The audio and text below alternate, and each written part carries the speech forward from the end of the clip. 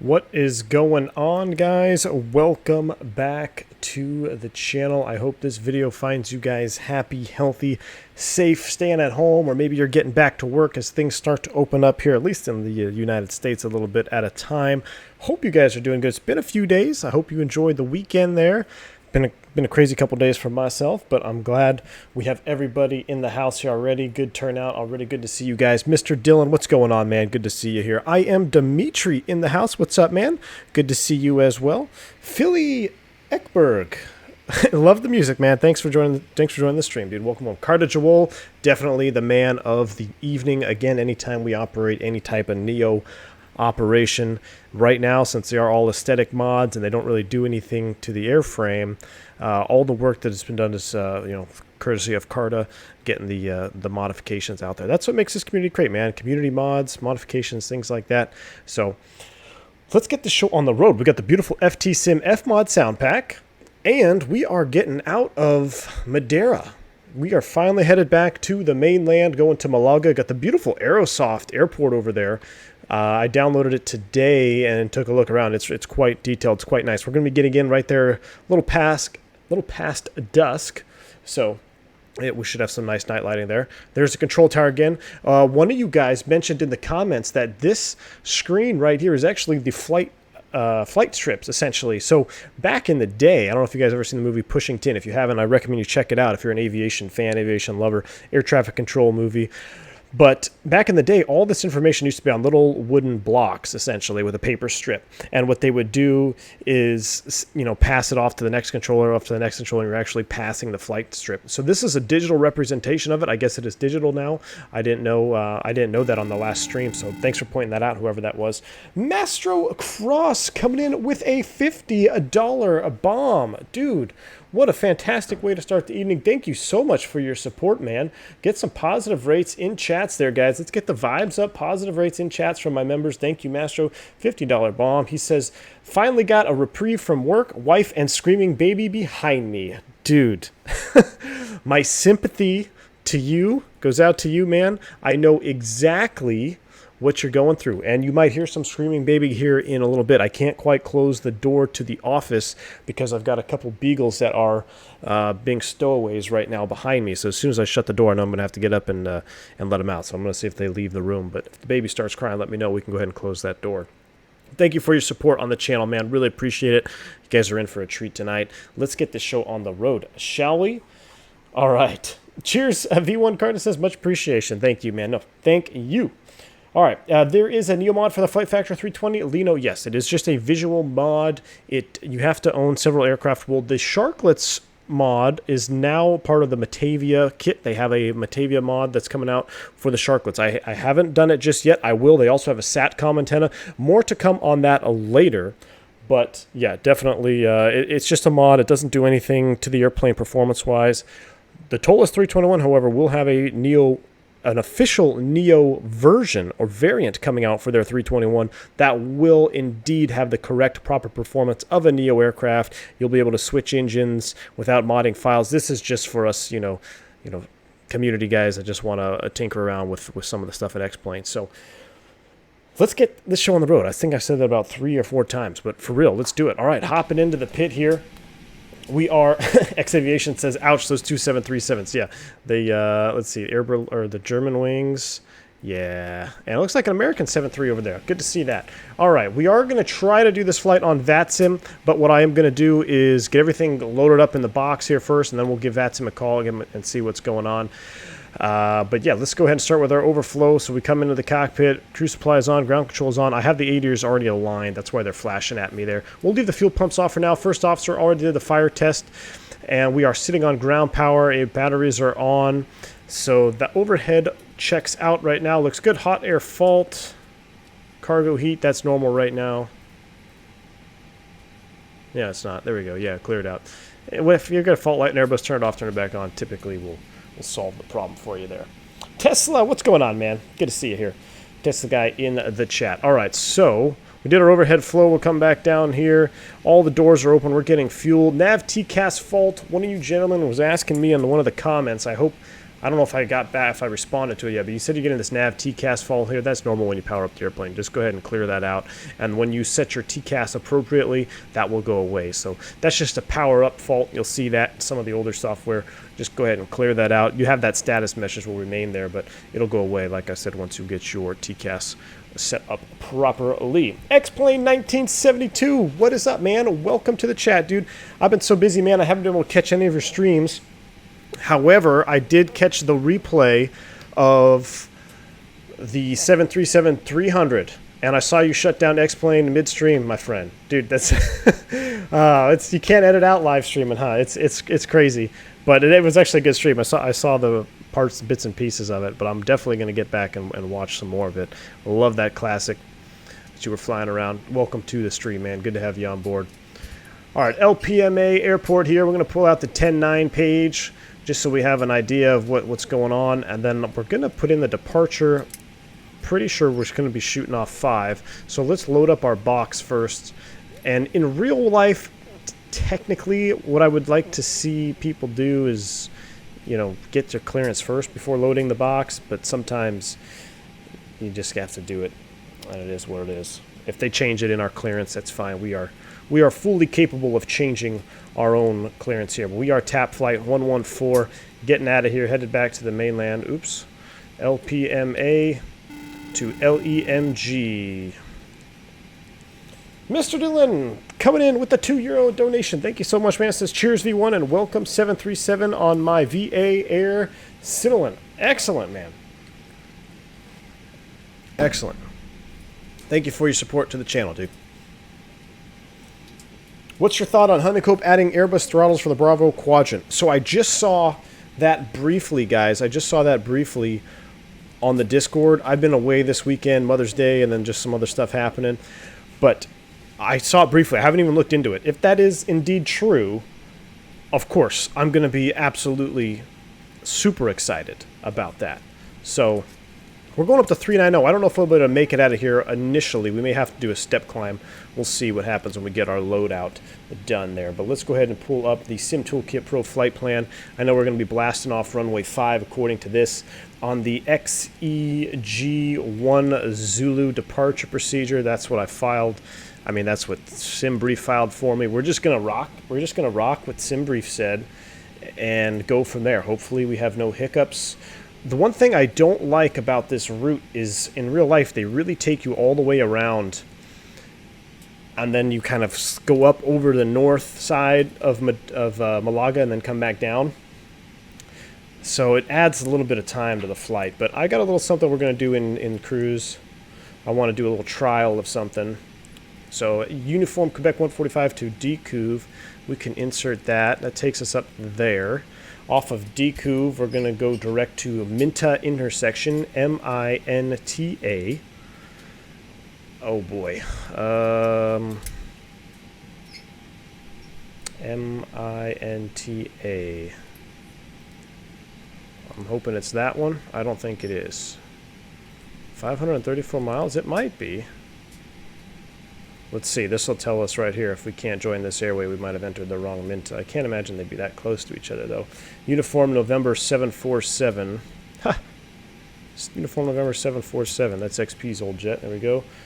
To SVL. I guess it was the right one. Insert that. Longer flight plan today. A little bit longer cruise, but we got to get back to the mainland. Captain Gio, what's up, man? Good afternoon. Welcome. Has my landing rig plugin been up lately? Tony Docs, I haven't been using the Sim Toolkit Pro landing plugin. I just used the regular one that we all are familiar with the, it's just a regular plugin.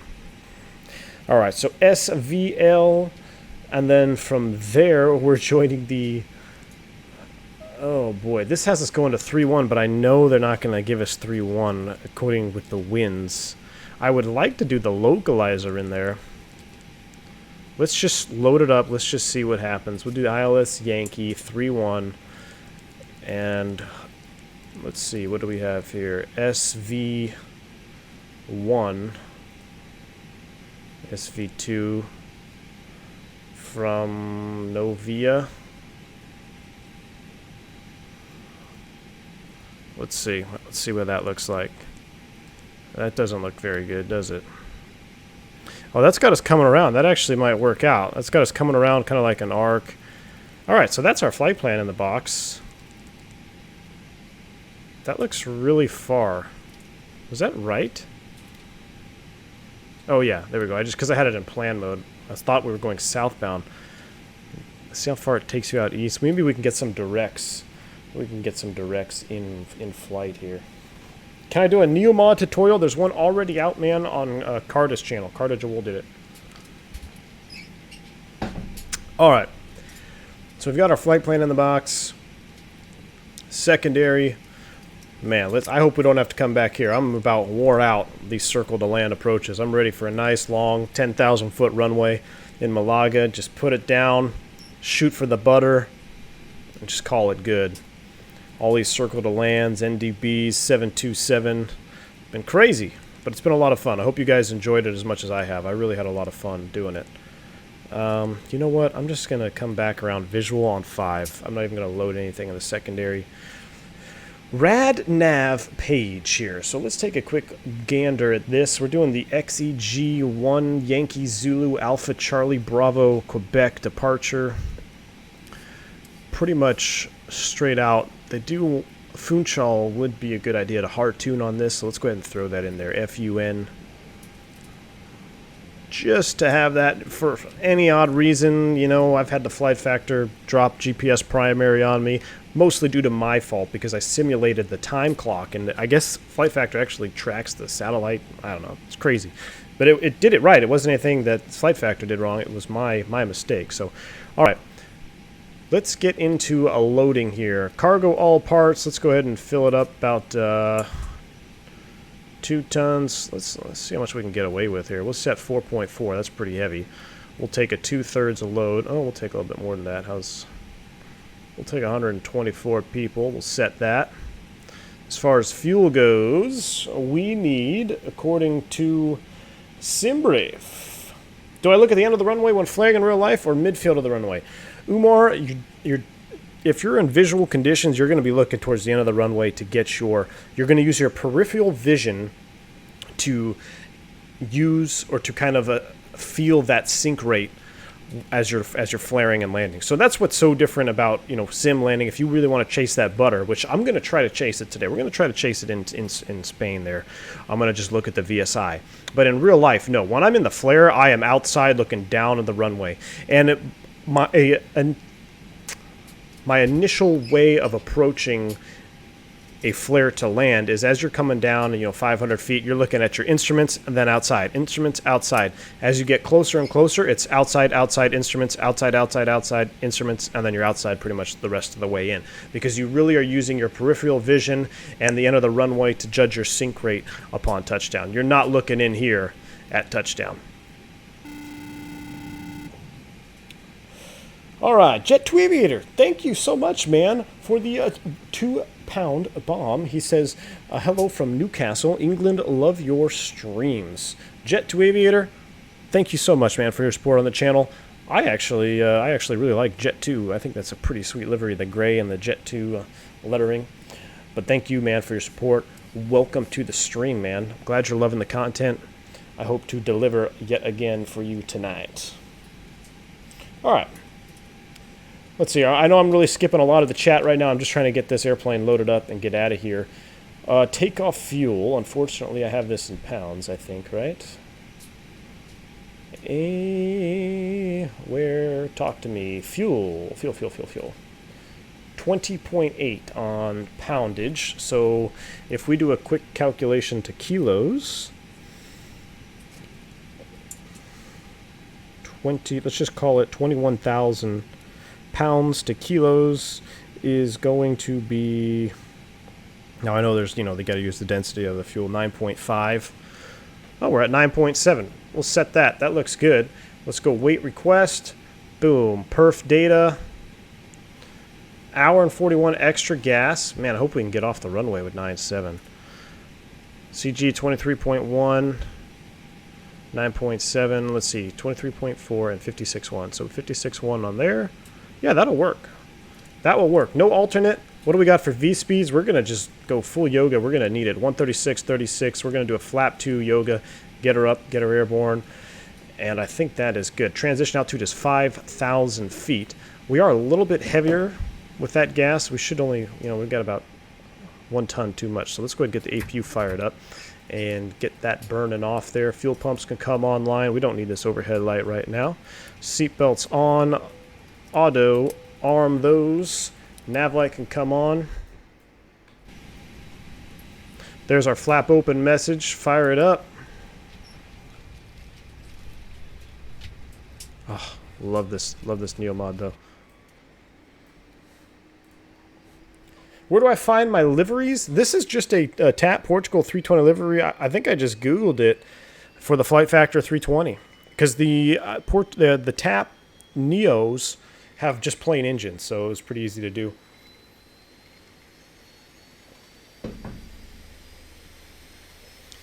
Love that APU firing up. How's the audio? I know I had OBS do an update. Things got a little out of whack, so I think everything on my screen anyway, it looks like it should be okay. No flex in flight sim. You got it, Carta. You got it. Glams, if you remind me again in cruise or something, I will try to get a direct link to this livery, but I'm pretty sure it's just on the Flight Factor 320 liveries page out there. So, all right, current situation here is 2997, which is going to translate to 1015 in the barrow. So I do need to put that over here.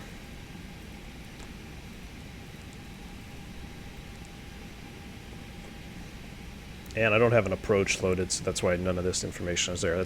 That's a sloppy way to program a secondary, but I've about had it with the circle to land in here, so I am not planning on coming back.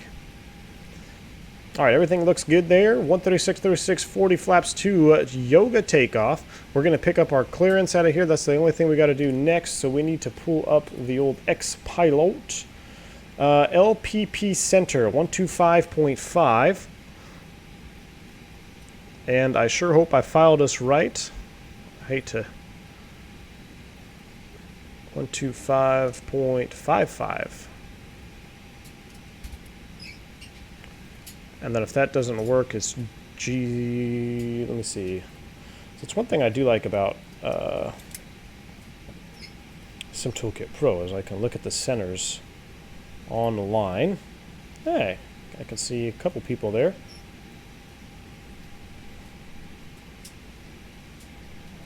And that center is... I hope it's LPP center. We'll give it a shot. I can hear people already talking on the radio. That's a good sign. All right, let's give them a call. What are we? We're TAP 114. I need a pencil. Stand by, guys. Give me 1 second. My dog has decided to munch on the last one I had. Portugal 1970, descent 3000.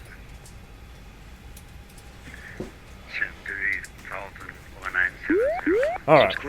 So now the question is, I should have probably looked this up. Are we Air Portugal or are we called TAP? Let me take a quick look at the old Google here. Always want to Google it. So TAP airline call sign is Air Portugal, right? Man, it'd be cool if they were just called TAP Flight.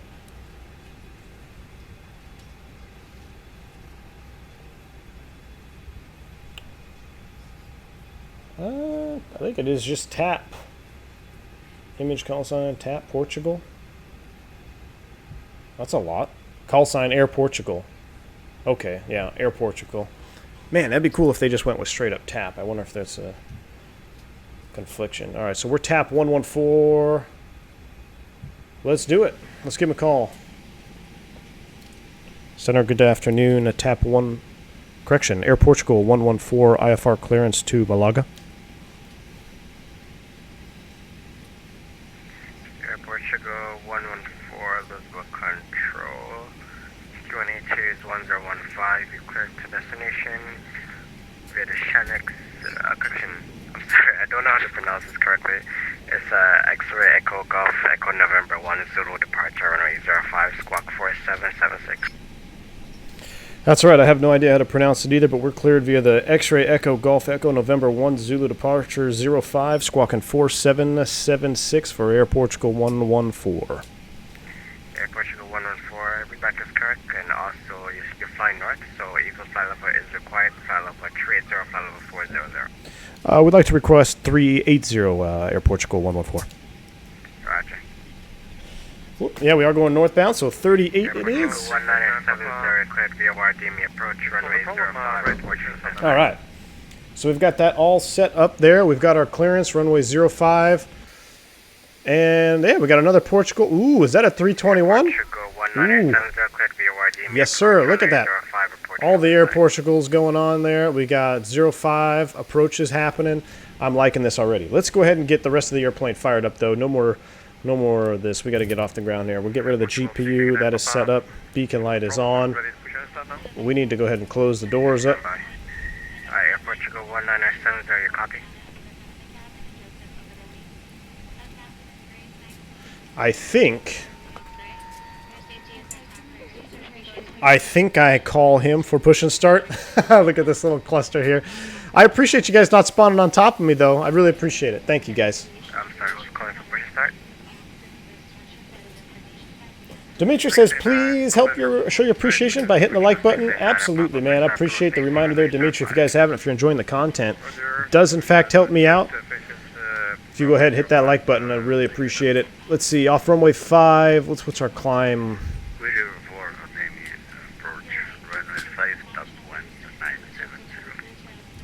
I don't see any contingencies on the climb there. We'll just set 380, I guess.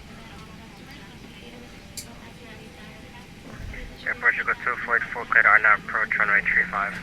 All right, we got 380 set there. And I should run a checklist. I got Haley double talking right now. Cushing, Tomjet 346, where our services are terminated, Montego County.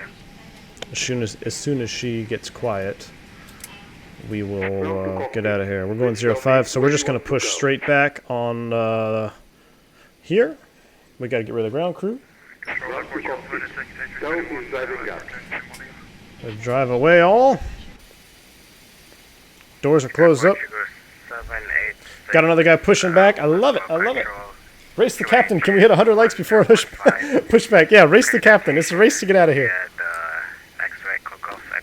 If you guys are taking off in front of me, you better fly Costa next 99. Cosmic says the rare Airbus A960. Yeah. I think that's an X-Pilot thing there without the wheels and the slope terrain. But it's still cool. I appreciate it. Can I do a flex takeoff today? No, man. Unfortunately, we actually might need it for performance getting out of here. I forget how long the runway is, but... And... Everything is closed up. We're ready to go here. Constraint mode is on. He's connecting. We are almost ready to go. Those Neo engines, though.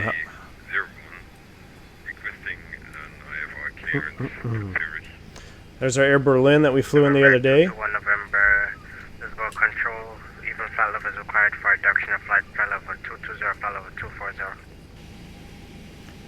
Windows, doors, and slides, codes are beacon on, thrust levers idle, parking brake is set. Transponder.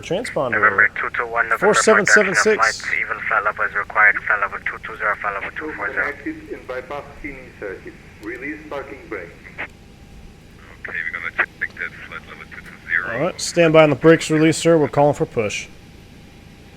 Okay, so which one, 220 or 240? No, we can rest 240 if possible, November 221 November. I gotta figure out what my camera views are in this. November Q1811015, you clear to Zurich via the Santo 6 Echo. That reflection of the beacon with the windows. I love X-Plane. I've missed X-Plane. I'm ready to get this thing going. What is the handle on the pedals? Hold on, let me call for... Oh. That's to adjust the pedal length. So if you pull this, you can move these pedals closer or further to you. If you're a tall person, you probably push them back a little bit. If you're a little bit shorter, you're going to bump those pedals up forward. Read back, correct. And the terms of slot 2 is, did you call me? Negative. Okay. Portugal 689. Wow. Portugal 689 Papa, taxi Charlie Home. 689 or Papa, you beat me out, man. I love it. Probably on 05, Portugal 689 Papa. What's the going around? Uh-oh. Viking 1124, maintain 3000, fly heading 090. Somebody was unstable. 3000, 090, Viking 1. That's Air Portugal 114, ready to push and start. Air Portugal 114, after the Airbus, correction, the Air Portugal A320 passes from right to left, push and start approved, facing runway 05. All right, push approved behind him, facing 05, Portugal 114. I wonder if I can adjust that. Air Portugal 33, push and start. Well, I'm going to have to push straight back, my friend. I'm sorry. Air Portugal 786, hold position. We can go There's ahead an and aircraft right behind you hide on the all same of side. them. So we're waiting for this gentleman here to taxi out. Air Portugal 2484, short final, runway 35. Air Portugal 248, my apologies, tower 118, decimal I feel like we are really... Tower 118 decimal. This is bringing me back to actually working. Yeah. Sitting at the gate waiting to go. Simon JC, what's up, man? Says, hi, V1. I got a quick question about the auto thrust. Okay, let me take a sip of my bourbon here. Enter 57 Foxtrot Juliet Unicorn. During landings, does the auto thrust stay on, or is it manual thrust during landing? Simon. So there's two ways. You can do it with the auto thrust, which is, I would say, probably the most common, is if you're going to hand fly the airplane, because you're not going to do an auto land, at least in America. In the North American Airlines, we don't really do auto lands all that frequently unless it's required by maintenance or, of course, the visibility requires it. Now, most of the time you're going to be hand flying with the auto thrust on. That's totally fine. What I like to do at least once or twice a trip is to turn the auto thrust off just so you get used to moving the airplane with the thrust levers. You know, you get so complacent, I guess, having the auto thrust system active. It's nice to actually have them to kind of rebuild that muscle memory of moving the thrust levers around. So I try to do it at least once or twice a trip. You can turn them off if you'd like. But looks like he is moving now.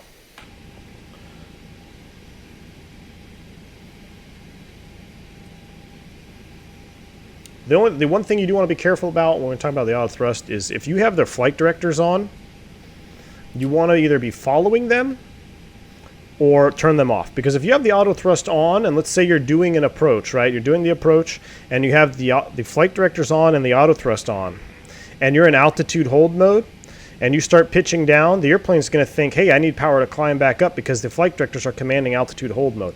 And you can get into situations where you'll start getting thrust, or maybe you won't get any thrust when you want thrust. So you have to be careful. What I would say is if you're going to use auto thrust, either follow the flight directors or turn them off. If you're going to land without the auto thrust, then it really doesn't matter.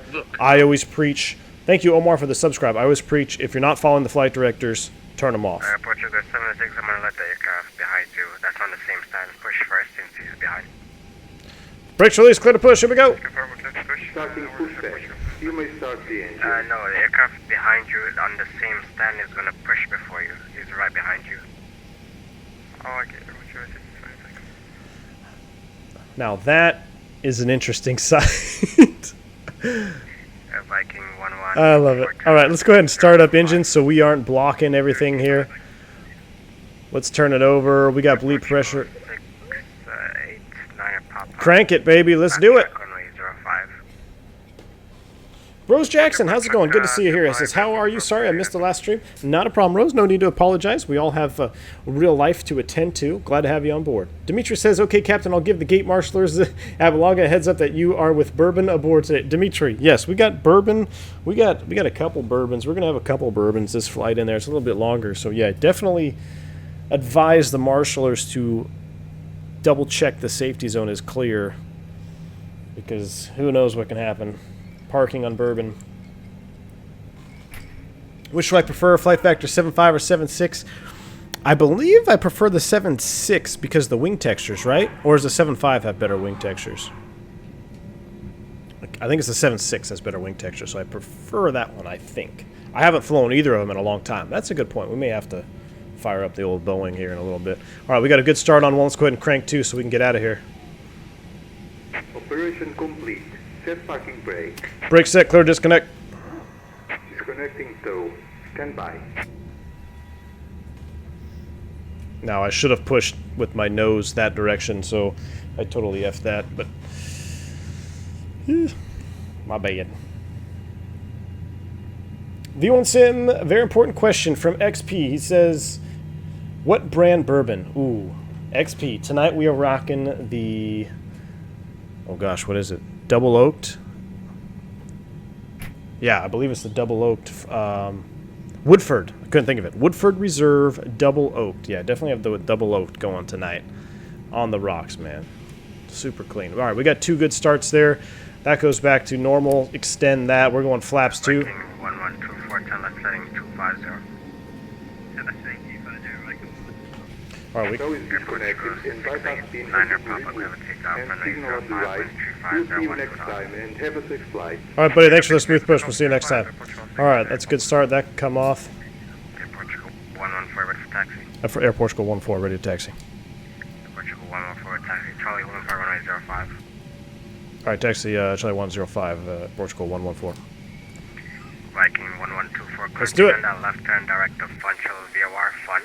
Cleared Sorry, dude. Approach runway 05. Oh, is my tiller assigned? Yeah, my tiller is assigned. Oh, man, this is so weird. I forgot. I'm going to run over the tug driver, too. Sorry, dude. My tiller is assigned to my honeycomb, but I love it. All right, we got to do our checks here on the taxi out. Here we go. Flight controls. Full up. Full down. Neutral. Full left. Full right. Neutral. Well, this is so weird. I'm driving with the yoke. There's rudders full left, full right, neutral. Oh man, this is bizarre, but I like it. I like it. It just feels weird. Auto brakes max, takeoff config check. That can go on auto. We are in TARA. And just confirm Air Portugal 114. We are cleared to back check on 05. Negative. Okay, Roger. Hold short 05, Air Portugal 114. Always ask. Always ask. Brake set. Whew, that would have been bad, huh? I'm sorry, please repeat. Well, maybe if I would actually look out the window, I could see there's an airplane there. Runway 05, winds 3501, 2 knots. All right, while we're holding short, let's do our checks. Takeoff config check. That is on. Everything else is on. And flight attendants, please prepare for departure. Cabin ready. And Air Portugal 114 behind the departing Air Portugal A320 backtrack is approved. Behind the departing 320, backtrack approved 05, Air Portugal 114. Viking 1124, there's going to be 2 departures before you. That's awesome. Even without wheels, it still looks cool. All right, here we go. Let's get out of here. We got a line behind us. We're going on to the runway, so I'm going to light it up completely.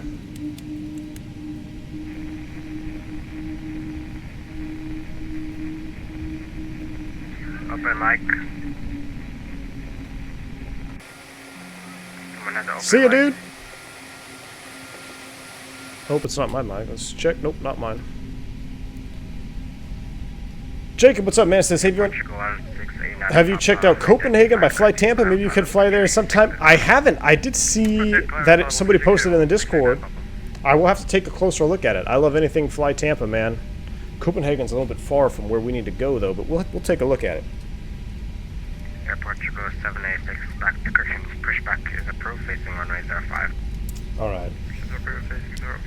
Or before takeoff checklist is complete. We'll say that it's complete. Alright, I don't know if I may have to change this tiller yoke assignment. I mean, it's nice that I don't have to worry about my rudder pedals, but it feels so strange. Because normally my left hand would be on the tiller, but now I'm using my right hand on the honeycomb yoke, i.e. tiller, and my left hand on the thrust levers. I'm going to be all jacked up when I go back to work. Lima uniform Kilo Alpha November.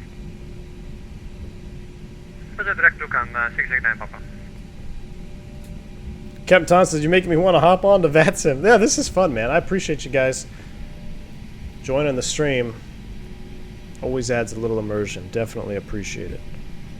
All right, we are ready to go. Mid takeoff. Let's just check that 9.5 on 5 on board. Engine mode selector is normal. Bleeds and packs are set. Pitch trim. What was it supposed to be? Do you guys remember? Up 1.2. Really? All right, that works. All right, we're going out of here on the I don't even know how. XCG? Exogen? 1 Yankee? 1 Zulu? We're on the 1 Zulu, so we're going all the way out. 2 Exogen. Turn right, intercept. Get the little screen popped out for you here. Get this popped out for you. Looks like we're probably waiting for en route spacing is what I would imagine.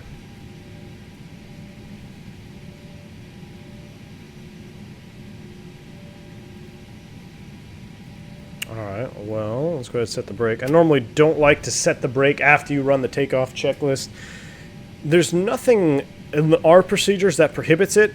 Now, in the Embraer, if you set the parking brake while holding short on the runway, you have to redo the takeoff checklist before takeoff checklist, because if there's a malfunction with the parking brake, you're going to get a no takeoff brake from the Embraer. So technically the Airbus would do the same thing. It would yell at you if you try to take off with the parking brake set, but for some reason it's not in our procedures. Maybe it's just a company thing. But that's something I kind of carried over from the Embraer. I don't like to set the parking brake unless I really have to. There's our departing traffic up there. 4750 on the box, Mickey 1023, thank you. Yeah, the textures on the ground are blurry. Clear for takeoff, runway 05, winds 350 at 129. All right, runway 05, clear for takeoff, Air Portugal 114. All right. Viking 112 for you to feel inside. Let's do it, guys. Spool them up, 50. 112 for continue approach. Nose forward. Traffic is rolling. Oh, those sounds, though. Here we go. Man, Toga, SRS, nav, auto thrust is blue. Portugal 786, taxi Charlie, home bar runway 05. Charlie 1.05, Portugal 786. 8 knots, thrust set. Neutral by 100. We got a big bump up here on the runway. I wonder if that's going to launch us. V1, rotate. There's the bump. Positive rate. Gear up. Start the chrono. Flyby.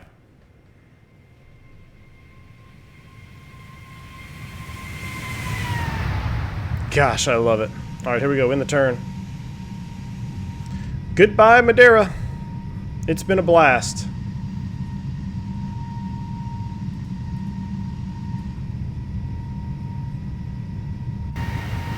Air Portugal 114. Identified. Continue flying flight level tracer. When able, direct to Lucan. Lima uniform kill Alpha number. Alright, up to flight level 380. When able, direct to Lucan, Air Portugal 114. Alright, we got thrust climb. Positive trend, bring it on back. Thrust climb, auto thrust. Flaps 1. 1124, land, runway 05, the wind's 350. Got a lot going on here. And then he said when able, direct to Lucan. So let's go ahead and... Mickey 1023. Perfect, direct to Lucan. Thank you, sir. Oh, look at that turn. I like it. Closing 4 Bravo arrival, runway 21. And there's S-speed, flap 0 after takeoff checklist. Houston 4 Bravo arrival, runway 21, Mickey 1023, thank you. I don't know why my speed locked in there. I'm going to go autopilot 1 because I want to look outside. Oh, that is amazing.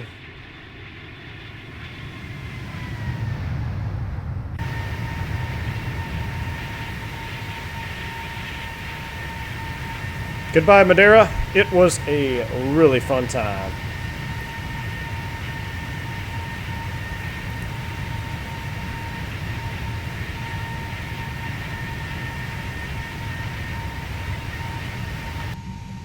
There's transition. We'll go ahead and set standard. I know they don't like the wing lights out here. We'll go ahead and kill those. I'll also turn off those since they're already off. And let's go ahead and accelerate to 250 knots. Oh, that's a cool shot. Where's my wing? Where's my engine view over there? That's the shot I want right there. Look at that. Look at that. That is juicy. Captain Berto, what's going on, man? Welcome to the stream, dude. Do I have a picture of my setup anywhere, for example, for your Discord? Elks, no, you know what? I don't think I do. I will post a picture, though, if you remind me, of my setup. It is pretty, it's pretty cluttered right now, but I mean, a brief overview is essentially I've got my Warthog mounted to my desk on the right side, my honeycomb yoke in front of me, my keyboard on top of the honeycomb yoke, my thrust quadrant kind of on a quasi-mount that I made for it. Thank you for the subscribes there, XL and Melody. Appreciate the subscribe. So I've got my throttle quadrant on the left side on a quasi-pedestal mount that I made for it, and then I have two MFDs kind of on either side of my keyboard. It's kind of what I'm rocking right now. So it is weird having the stick on the right, but I mean I do fly a lot of DCS. As you guys saw some of the P-51 footage from Friday. So there's no real good left-handed Airbus stick unless you want to spend some high dollar for it. Thank you for the subscribe, Philip. Appreciate it, man. Let's do another flyby shot here. We gotta look at this island as much as we can here before we get out of here, because there's gonna be a lot of water between here and Spain. 1124, taxi spin up and charge to the Alpha today. A lot of water between here and Spain. Kevin F says, I'll send you a Discord DM. Yes, do it, man. I think we're probably above 10, but I want to stay outside here. We'll leave those lights on for a little bit. Not going to hurt anyone. Hola! Chester, how's it going, man? Welcome. Mysterious Gamer says, my PC would smoke with these graphics. You know, I'm still running the old 1070 card, man. I do not have a very high-end card, but I think the processor helps quite a bit. Let's pull up, speaking of, let's go ahead and see what the load is here. We're not running any Vulkan. So right now my CPU is running at 53% at 4.68 gigahertz. My GPU at 1070, we got a lot of water, so it doesn't seem to be running that hard. It's only running about 55%, which normally, guys, my 1070 does run... I don't have problems with it, but it runs almost at 98, 99% a lot of the time. I'm sure when we get on approach into Spain with more terrain to render, it'll be substantially higher. Thank you for the subscribe, Smooth Flying. And Massimo, Divona, appreciate it. A couple subscribes coming. Portugal 786 after departing. Leonidas, am I ever going to show my face? You know, I've showed my face to my members, so we're well above 10. Let's go ahead and do that. Let's push for managed speed and get out of that 250. It was kind of a weird transition there. I think I was late on the flap, so I went into selected speed for protection and kind of screwed up our climb profile. But I've showed my face to my members, and I have it in some of my videos. I don't own, I don't own a webcam or anything, so I don't really want to set up a green screen and go through that process. Plus, it's better if you just build a picture of me in your mind, right? Because then what if I don't live up to your standards? Actually, it'd be pretty funny if I showed my face right now, because I haven't flown since, March. So I've got the beard, man. All the pilots, all my friends, we have to shave all the time. Here in the U.S., we have to shave to fly. I know in different countries you don't have to, but the FAA says that it's a risk of the oxygen mask. It won't properly seal should you need it, so you have to be clean shaven. So now that nobody's flying, we're all growing out our beards, and man, mine has taken off. It went past like like just a regular beard look to it's looking a little bit shaggy right now. Hitmas, what's up? He says, are you planning on upgrading to a 30 series GPU? The rest of your setup is absolutely top notch. It is in the plans, man. It is in the plans. I think right now, though, if the next hardware upgrade is probably going to have to be rudder pedals, because I'm pretty sure I need rudder pedals more than I need a GPU. But we'll see with Microsoft 2020 and when that drops. I don't know. We'll see. We'll see. I do realize it is a bottleneck on my rig, but it seems to be holding its own right now. My rudder pedals are definitely more of a hindrance than anything. Air Portuguese 786, clear for takeoff, runway 05, wind 3501 to knot. Takeoff 05, Air Portuguese.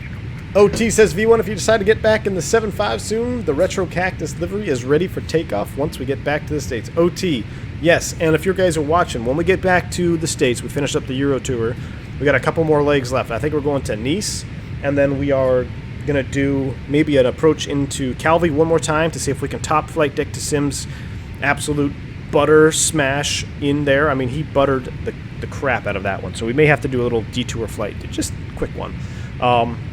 And then we're going to hit Lowy, and then we're going to reposition ourselves back in Heathrow, and then we're going back across the pond. And I'm hoping we may hit 10K subs before we cross the pond back to the States. But once we get there, we're going to do a Retro Cactus group flight. Everybody's going to be in Cactus liveries. And for those of you who are unfamiliar, Cactus is America West. Or, I mean, you could include U.S. Airways in that. So we're going to use U.S. Airways America West liveries only and have a group flight. I think it'd be a lot of fun to do that. So OT just painted a fantastic America West 757 livery. He posted shots in the Discord that look absolutely juicy. Smooth Flying says, Vion, do you normally have auto thrust on until retard before landing? Yeah, auto thrust will remain on. If you're doing an auto thrust landing, so you're just hand flying it, but you keep the auto thrust on, you want to keep it on. Now, the retard call out, according to Airbus, technically now they've changed the books a little bit, but initially when I was taught, the retard command was a command.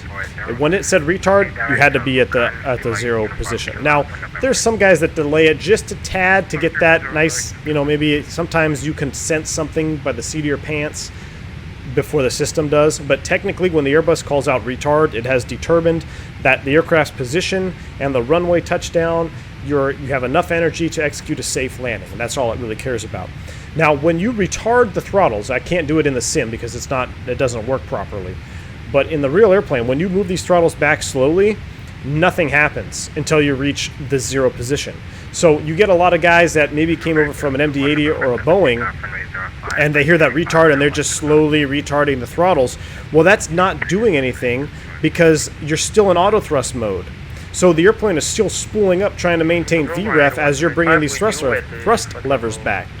It's not until you actually hit the 0 or detent that the auto thrust disengages. So technically, it's when you hear that retard, I just slap them right back, because it doesn't matter how fast or how slow you bring these thrust levers back in the real airplane, the auto thrust is still active throughout this entire range. That's what that symbology means here on the quadrant. This is the auto thrust range. In the real airplane, you move these thrust levers all the way around here.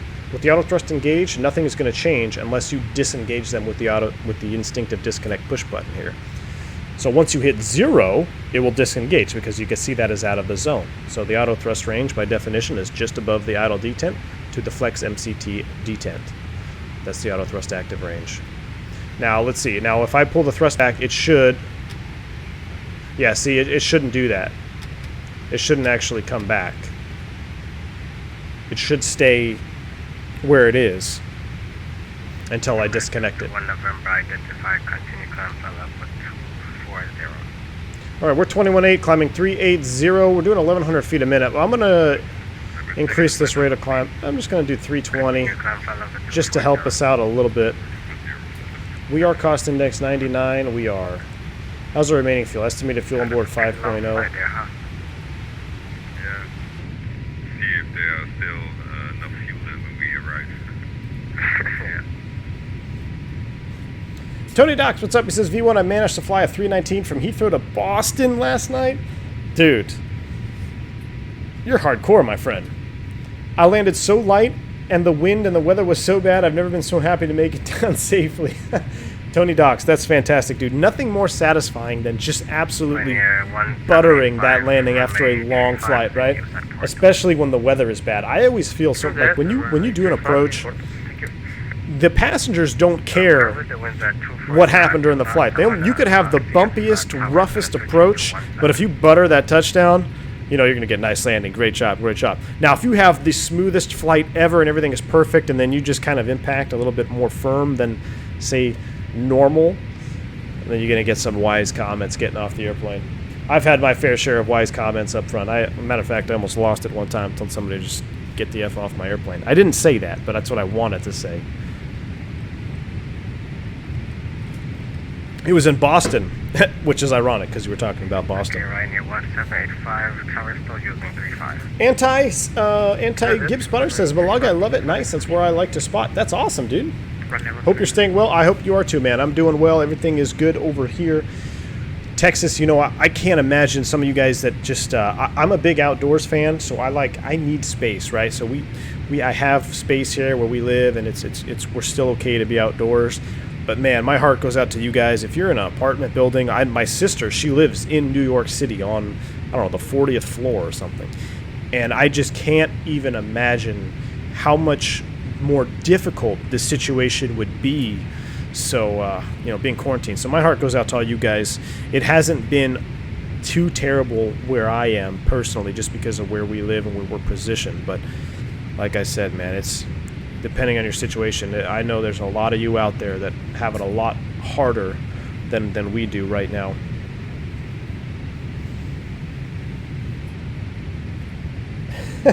Tony Duck says, oh man, hard butter at Boston for sure. Yeah, man, it was. So a little bit about this story, a little background. I don't know if did I tell this story already on, maybe you guys remember it. I probably should save it for the Even After Dark story now that I remember it. But essentially, it was one of the roughest turbulent approaches that I've been on. I don't know if it was just the winds. Obviously, it was the winds coming in. But it wasn't like there was a thunderstorm because it was overcast. And typically when you get an overcast, generally speaking, in weather situations, if you have a nice overcast sky, you get that stratiform rain. In general, the conditions are pretty stable. When you get really rough, turbulent air, that's typically when you see the cumulonimbus clouds and the thunderstorms and wind shear, right? So it was kind of a weird approach where retarded student pilot coming in. Thank you so much for your bomb, man. I will get back to you on that. So it was an extremely rough approach for some reason, in a situation I thought would be a little bit more smooth. And I mean, we came in, it was, you know, plus or minus 20 knots over the threshold, and just set it down. It wasn't the hardest landing by any means, but one of the passengers getting off, he's like, well, that was a rough approach, huh? Which one of you landed that? I mean, that was pretty hard. I've been on a lot of airplane rides, and that one was pretty hard. It's just like, yeah, well, could you do any better? Because we pretty much saved your life, sir, so get off my airplane. Retarded student pilot coming in with a $3 bomb. What airline do I fly for right now? Retarded student pilot, I don't answer that question, man. Right now, I haven't flown for anybody in 3 months. But no, I keep my personal airline private, just as a privacy policy. I ask that you guys kind of respect that. It's just, you never know, man. I'm just more comfortable keeping that information to myself. After all, it is the internet. As awesome as you guys are, it is still the internet. But thank you for your support, Retarded Student Pilot. I appreciate your $3 bomb on the channel, man. OT says I might have to do the new U.S. Airways for the Flight Factor 7.6. Ooh, don't think anyone has done that ever yet. You know, I don't know either. I haven't seen that one around in a while. Oh, look at that. We're in the turn with the water and the lights. I love X-Plane. It's been too long. Dylan says the Neo engines look so sweet from this view. I agree, man. My username is anti-Gib Spotter. I got it. Sorry, dude. Anti-Gib Spotter. Or ant. Oh, you even spelled it out and I missed it. I messed it up, dude. That's the bourbon. Bourbon made me do it. I apologize. Ant-Gib Spotter. Sorry, dude. Donation. Thank you for the subscribe there, A's a man. Captain Geo coming in with a $2 bomb. Captain Geo, thank you so much, man, for your support. He says, well, I gotta change my view here. Got messed up. Give me a second, Captain Geo. I double-clicked on one of my windows, and I don't want to shut down X-Plane like X-Plane did. Captain Geo says, remember when you were getting the numbers for the Toga 321? Oh, yeah, in Atlanta. Geo. That was probably. That's funny you remember that. That's, gosh, you guys are like glue. I say stuff and you guys just bring up the memories. Yeah. So when I was getting performance data for the 321, I was gonna do before the 321 performance video released for you guys. I was collecting all that data, right? And I was going to cross-reference it with X-Plane. Coming into Atlanta. What was it? We were landing westbound, so what is it? 26? I don't know. I can't remember what the westbound runways are, but we were landing westbound. And it was the perfect day. Winds were variable at 2 knots, clear in a million, calm, no turbulence, just beautiful outside. The flight was butter from takeoff. So they're closing the center there. So it was butter literally from takeoff to just before touchdown. And I don't know what happened. I just was thinking about X-Plane and trying to figure out how I would record landing data. And I guess I just forgot to flare it. And we we hit pretty firm, not gonna lie. It was a firm one. We kept the cockpit door shut on that one. No lie. I'll be the, you know, hey man, I'll own it. I'll own that one, but I'm gonna keep the door shut. Durvlog says, thank you for the entertaining stream. Thank you, man. Appreciate your support. Alright, we're getting ready to level. Here we go. We're about to overspeed the airplane too. This is what this is the perfect example here. Okay, so I selected speed 320 knots for a faster climb out, but as we transition, this will not change over to Mach. So now the airplane is trying to maintain 320 indicated.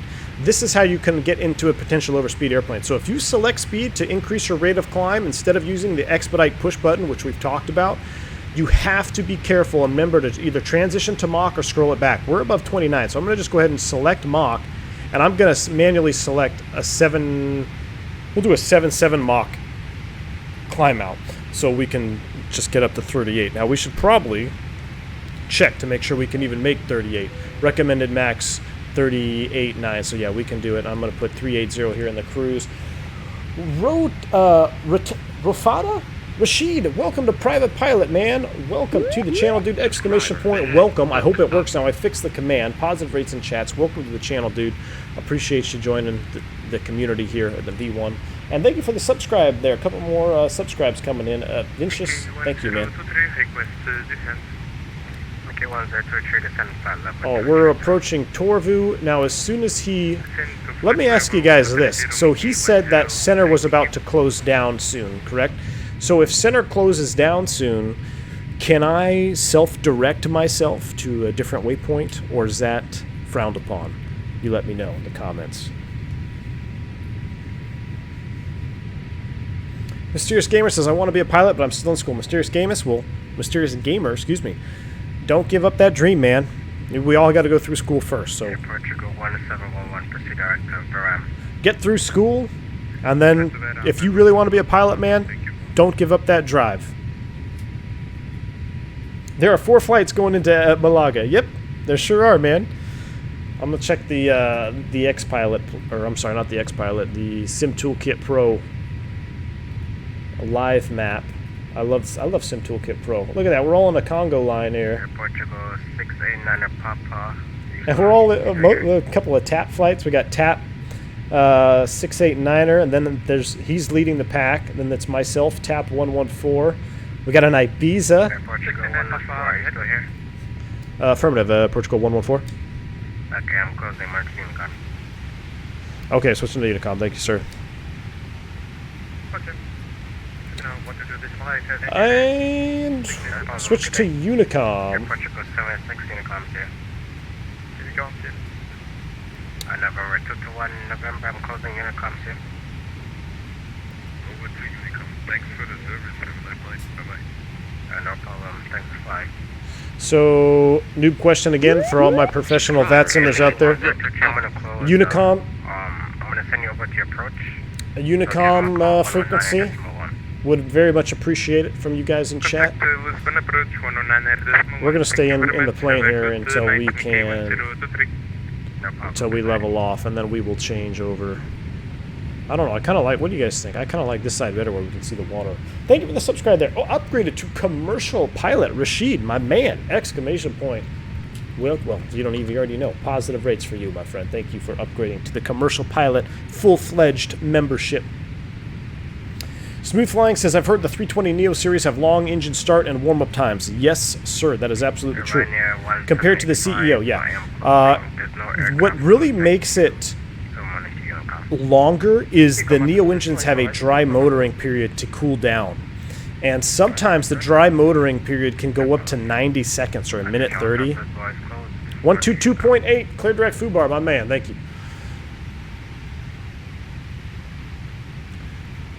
122.8.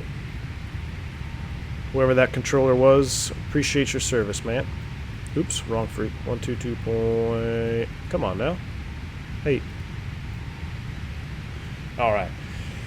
Now I lost my train of thought.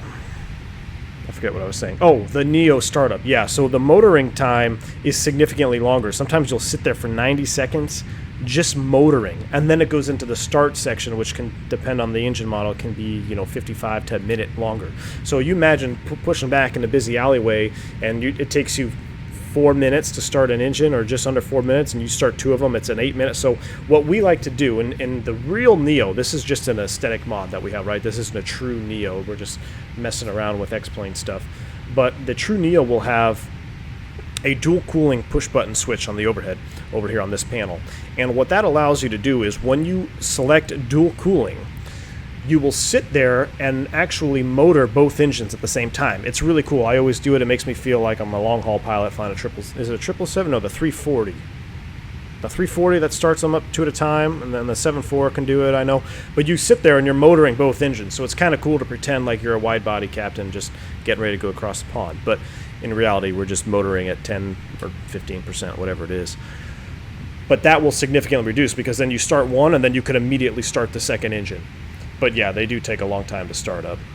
And I'm really hoping that Tolis, I know Tolis has got the 321 Neo in the works, the official Neo, and I think that will be a lot of fun to have that airplane. I already saw that they are going to include both engine variants, or both Neo, the Pratt, or the Leaps, and the or the Pratt and Whitneys and the CFMs, right? I think for the Neo motors. But that's going to be pretty cool. Hopefully they'll have that push button on there. Does your airline give you all the OFP and perf data via paper or AOC? Via ACARS? Yeah, we get it in both, actually.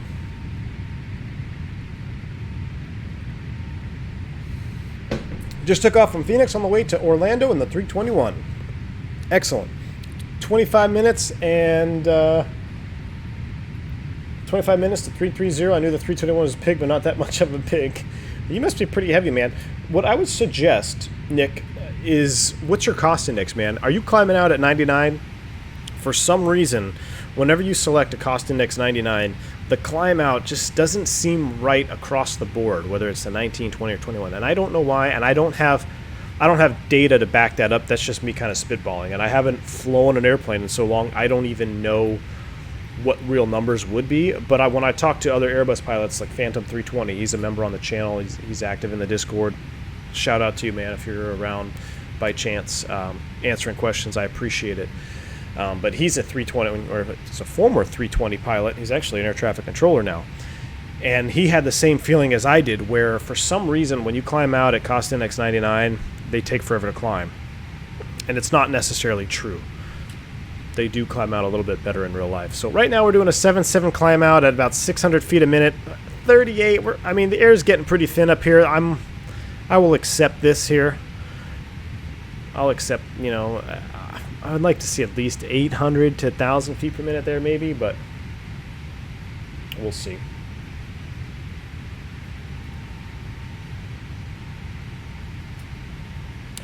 You're a real pilot, and you can't recall 122.8 being at Unicom. So, Dimitri dropped the hammer on you there. No, man. I mean, it's AvSim or VATSIM. Excuse me. I don't. What if it's different? Why isn't it 123.45 or why isn't it 121.5? Because those are both Cobbin frequencies. So 122.8. Last time I flew where I had to write down a digital ATIS weather radar, I didn't have gray hairs on my beard, man. Quandilo Hani, welcome to Private Pilot. Thank you so much, dude. Appreciate it. All right, here comes 38. We'll go ahead and manage speed. And it's been pretty smooth so far, so let's go ahead and turn the seatbelt sign off. Man, she is really struggling. Just getting ready to 380. And that looks good to me. So let's come over, slide over here. Let's turn off these lights first. I know Dimitri doesn't like having these lights on during the daytime. So we'll turn those off. Oh, that looks a little bit better for sure. Let's do a status check here of our systems. It's got a little bit longer flight here. Fuel, oil, everything is looking green across the board. I like that. This is one thing that I do miss about the TOLUS is I wish FlightFactor had a random fault situation, but they really don't. I mean, you can input faults via the EFB, but it's not the same as having the TOLUS random fault flight time failure where you can set a certain factor of how often things will fail. I really, really like that on the TOLUS. But everything looks green across the board there. Let's go ahead and look over here at the bleed page. I can see our high pressure bleeds are still open and they shouldn't be, so that's just a flight factor thing there. This page looks normal. Batteries are disconnected. Somebody was talking about this in the Discord, actually. So yeah, there's actually a pretty significant situation logic between the batteries and the aircraft in flight. And essentially what's happening is they will charge up at a certain point, but for the most part, they are separated from the system, and that's represented here. You can see there is no green line, so they're not connected right now. They're not really doing anything. Hydros across the board look green. That's good. We were definitely heavy. It was a Toga takeoff. Cost index was 60. All right, Nick. Well, if you're definitely heavy, then I believe it. They should climb out all right at CI 60. Fuel is pretty much balanced. We've got, what's that, 40, so 60 and 30, 90 kilos out of balance. We'll keep an eye on it. We may transfer fuel here a little bit further on. Temperatures are looking good, 24 across the board. I like it.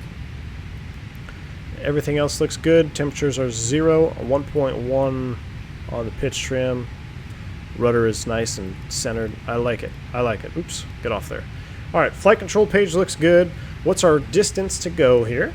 555 miles. 1844 Z is our estimated arrival time, so that's about an hour and 20 en route. Flyby shot here. Wow, I love it. Look at that crab angle. We got a pretty significant crosswind. It's good, but it's no FlyJSim flyby. That FlyJSim 727, 737 flyby and the IXEG 737, it's okay. All right, let's hop out. Let's not deafen ourselves. Let's back away, back away. Let's find a nice angle we can look at the airplane from. Let's look at the sun coming in from right here. And let's go ahead and turn down our sounds. Oh, the problem is it's FTSim though, right? So, yeah. So FTSim messes up with this sound thing here. Let's do a quick... Wow, what if I go even lower? Will that still mess it up? Alright, that's a little bit better in cruise here. Parked ourselves outside. Which subject do I think was the hardest in ground school? Toilet paper. So, in ground school, what do you mean? For when I was training in the airlines, or just going through flight training in general?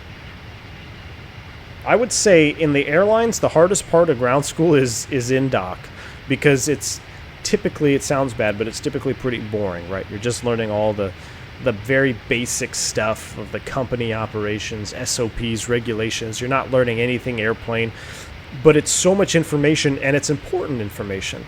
So it's hard in the fact that you really have to try to retain the information that you really just don't want to learn right now because you're excited about getting on with the airlines and flying an airplane. You want to fly the airplane, right? You could care less about flag rules and fuel requirements and all that stuff because that's what your captain's for. If you're going in on a new hire, you're going to be an FO. So that would probably be the hardest part because you need to remind yourself that you need to remember this information even though you really don't want to right now. And when I look back and you think about maybe, in the initial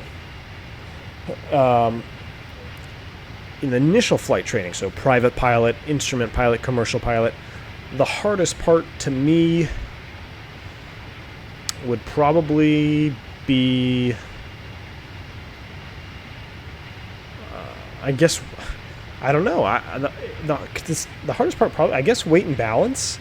Weight and balance can be tricky, and it's not that hard. But it can be hard as in, if you're not very good at math, which you don't have to be a mathematician to be a pilot at all. But if you struggle with basic math, weight and balance can be a little bit more challenging, especially as you get into larger airplanes.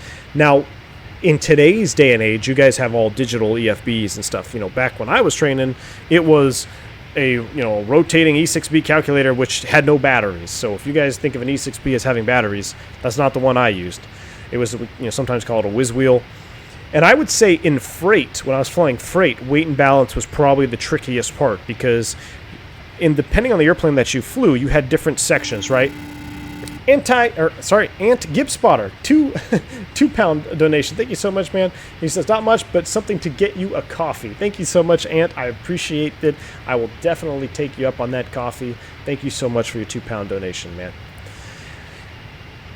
So weight and balance when I was flying freight it was all done by the pilot, so I would be doing it, and most of the time it was single pilot op, so it was just me.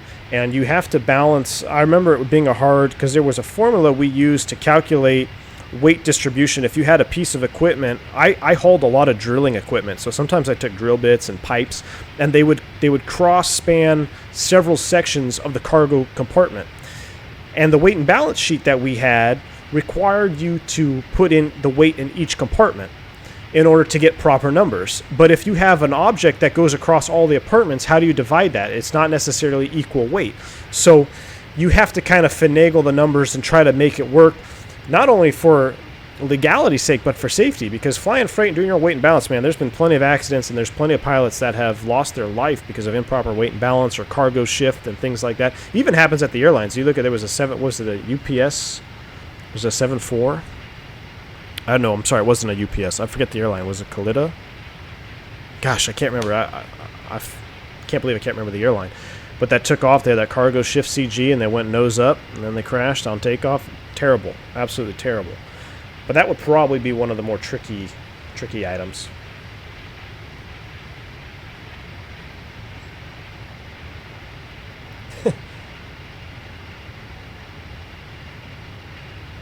How does a plane maintain the crab angle with a crosswind like that? Rudder trim, flying with the NZAA with 10 knot, 110 knot crosswind last night. Dylan, dang dude, that's a nice one. We're probably up there right now. I haven't looked at the ND on the wind, but we'll check it out here in a little bit.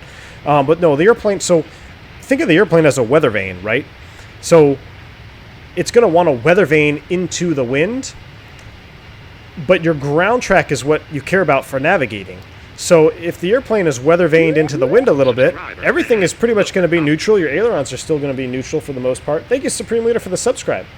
So your ailerons, it's not like you're flying in a bank angle. If you're flying in a bank, that means you're uncoordinated. But because we're in an Airbus and we have all the fancy flight control computers, pretty much everything is going to be at a neutral position. If you pull up the flight control page, everything should be neutral. You might have a little rudder deflection, but that's it. Because the airplane is flying straight as it knows, but your ground track is going off. So the airplane will adjust its heading for the proper ground track. It's kind of a mind trick thing that you really got to think about for it to make sense. But yeah, man, that's how. Nothing that we have to do in the Airbus. It's pretty simple in the Airbus. When you start flying light airplanes that don't have it, then it can get a little bit more confusing. Can I explain fuel dumping procedure? Well, I know you don't do it over Los Angeles. That's about all I know. You can't dump fuel in the Airbus, man. I'm sorry. If I had an airplane that I could speak to with fuel dump, I would elaborate. But there's no fuel dump in the Airbus, so I can't really help you there. Dimitri coming in with a $20 bomb, dude. Thank you so much, man. He says Layla will soon need new teething toys, and you guys a fresh batch of painkillers. Dimitri, I appreciate your support. Thank you for that 20 Canadian bomb, dude. Long-time supporter of the channel. Really appreciate it. Yes, she will need new teething toys. Matter of fact, I think she's getting a tooth coming in right now. It's crazy, man. She's starting to look like a vampire. She's got all these teeth coming in, hair's growing in. It's great. I absolutely love it. We will need a fresh batch of painkillers, definitely. Cheers, Dimitri. Thank you for your support, man. Ron coming in 5. Or I'm sorry, that's the currency. RON. Hanai, I'm sorry, man, if I mispronounced that. 5 RONs. I'm not even going to. Wow, really? Give me a second here. All right. Trolls are out today. Sorry about that. Hanny, I see your 5 RON donation. First of all, thank you very much, man. We've got the trolls in full force today. Give me a second, guys. As always. Oh, man.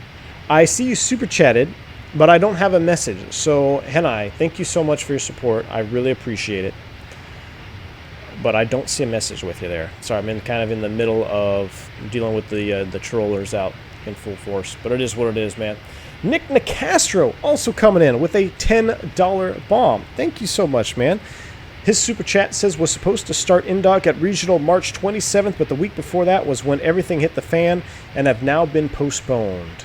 Oh, dude, your channel has kept me busy and motivated. Thank you.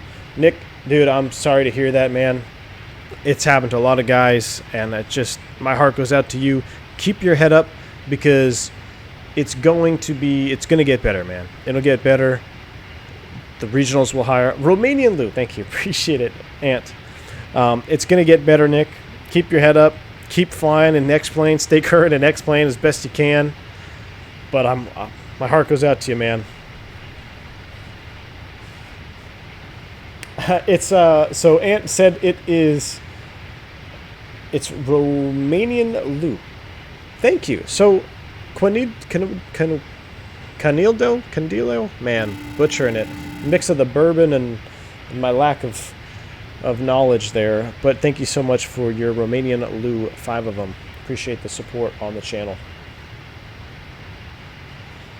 Oh boy.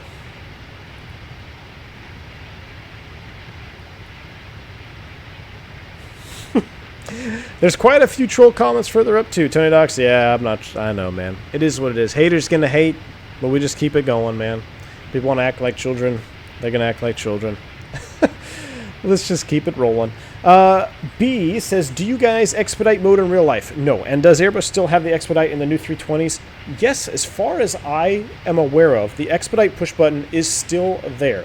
Now, I did mention that the expedite push button is something that we don't use because it can get you in a bad situation pretty quickly if you're not careful. So in lieu of selecting the expedite push button, for instance, in a climb, I will select speed and scroll it down. So if I'm climbing out at 320 and I want to expedite my climb, I'll select speed, scroll it down to 300, maybe 290, and just work it back.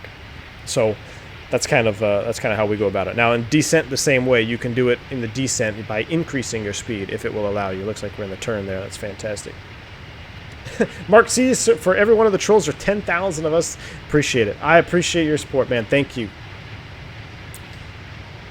First Officer Phil, could you please read my last message? Thank you so much. First Officer Phil, I'm sorry, dude. Let me see if I can find it. There was a lot of spam going on there, so a lot of the stuff was hidden. I see it now. He says, I want to be a pilot as I love aviation and speak 3 languages. Wow. My uncle is a pilot for Lufthansa. Fantastic. But I'm worried for aviation future, especially with the pandemics. What do you think? First Officer Phil, and what I'm going to tell you is what I've told a lot of people, even before the pandemic hit. If you are in a position where you have something else under your belt, for instance, maybe you're in school right now, right? go to school for something else other than aviation, even if you want to be a pilot. Then when you get out of school, pursue being the pilot. Go to your flight school, do all your training. But that way, if you lose your job, God forbid, or there's a pandemic that hits and you got to do something else, you have something else to fall back on, right? So ideally, you don't want to go all in on the aviation thing, because if you can't fly, what are you going to do as a backup? So that's what I tell guys, is I say try to do something, have something as a backup plan. But it will get better. I know it will. It's just a rough time right now, but it's a tough time. It's honey, like from B. Honey, thank you so much, man, for your support. I appreciate it. Thank you.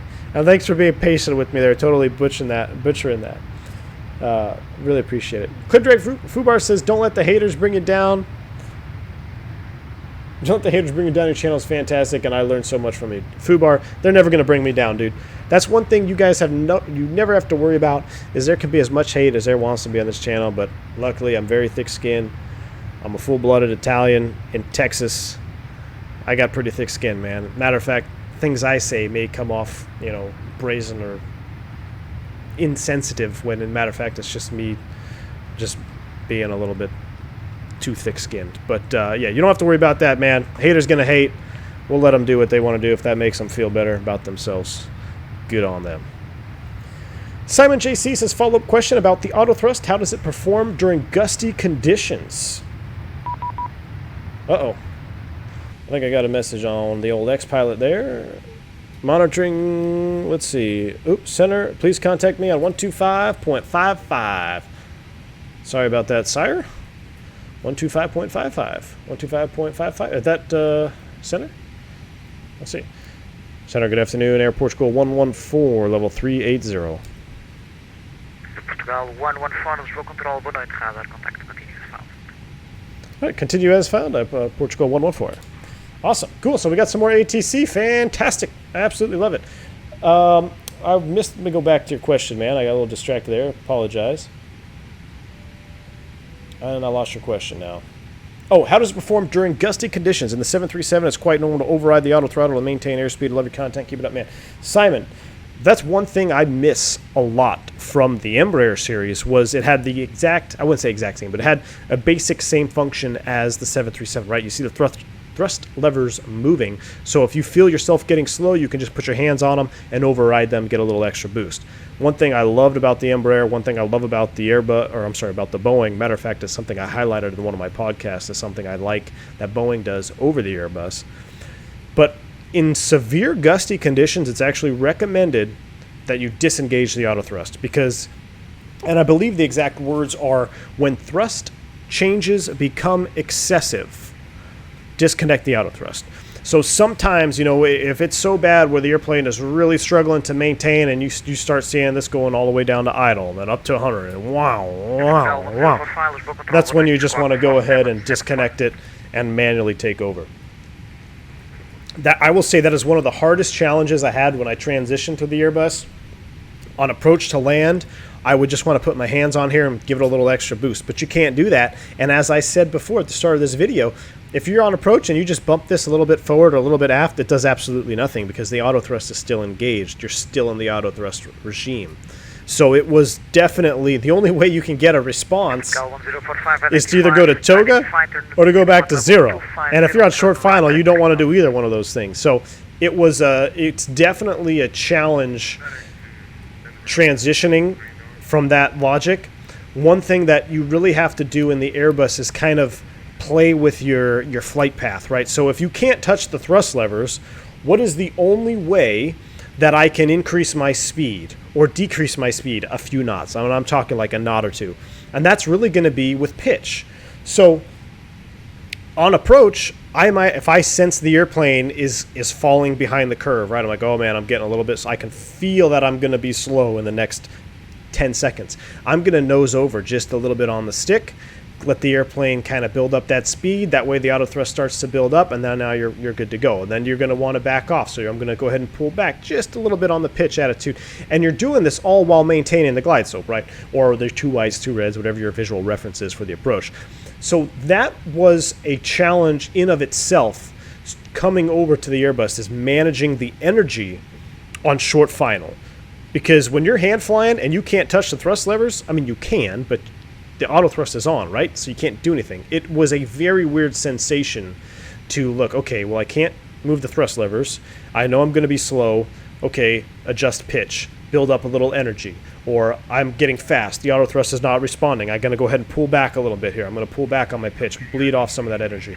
So that's a little bit about, that was definitely, it's a good question, and that's definitely a real-world challenge that pilots will have coming over to this type of auto thrust logic. Smooth flying, are you Italian? Yes, sir, man.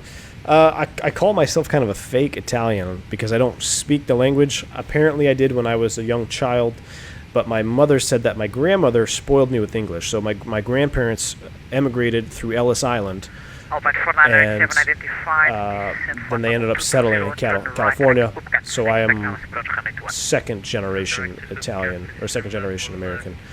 No, second generation Italian, yeah. But both my mother and my father were 100% Italian. So technically, according to my parents, I'm 100% Italian. But like I said, I don't speak it. It's something that I wish I kind of want to take it up. I probably should. I keep saying that I will, but I haven't. But yes, I am smooth flying. The Drive 83 says, hey V1, how you doing today? How much of the flight did I miss so far? Just came home from work. Not much, my friend. We are, matter of fact, let me go ahead and let's see what we're doing here. We're cruising. We're 408 miles from our destination. We're doing just fine on fuel. Everything is looking good. So that gives us about, we're about 1 hour. We are, look at that. 1 hour exactly from touchdown. So we're cruising along. You didn't miss much. We had a beautiful departure. The sun is going to be falling behind the clouds, or behind the horizon line here. No, not really any clouds out here today. Let's see. Oh, that's the shot right there. That's the shot. Yep. Organic Milk says, do you think we might see a big decline for needs of pilots and ATC in the near future? Organic Milk, that's a tough one to answer. I mean, immediate future, yeah, right? Because everything is not what it used to be, and it's got to pick up. But I think the optimism in me thinks that it will pick up, and we will need a need for them again. Yes. Thank you for the subscribe, Shark Troop 96. Appreciate it, man. First Officer Phil says, Italian is one of my languages. I was born there. Excellent, First Officer Phil. Fantastic, man. Dimitri says, what you said is probably why Captain Joe and his pilots flying disconnected auto thrust during the Madeira approach video. Dimitri, exactly, man. That's kind of what I was thinking, too, when I watched him do that approach and they disconnected the auto thrust prior to the trim. Like, wow, that was interesting. You would, generally, if you're doing a tricky approach, maybe a localizer through the mountains or something, if you can get away with the auto thrust, I'm going to leave it on because that will increase my availability in other parts of aircraft management. If I don't have to actively manage the thrust, I can let the auto thrust do it. I'm going to let it do it so I can put my other attention elsewhere. Now, I'm not going to ignore the auto thrust, but it's just kind of, it will help. So when I saw them disengage that on that approach, I thought, wow, there must be a reason that they're disengaging it.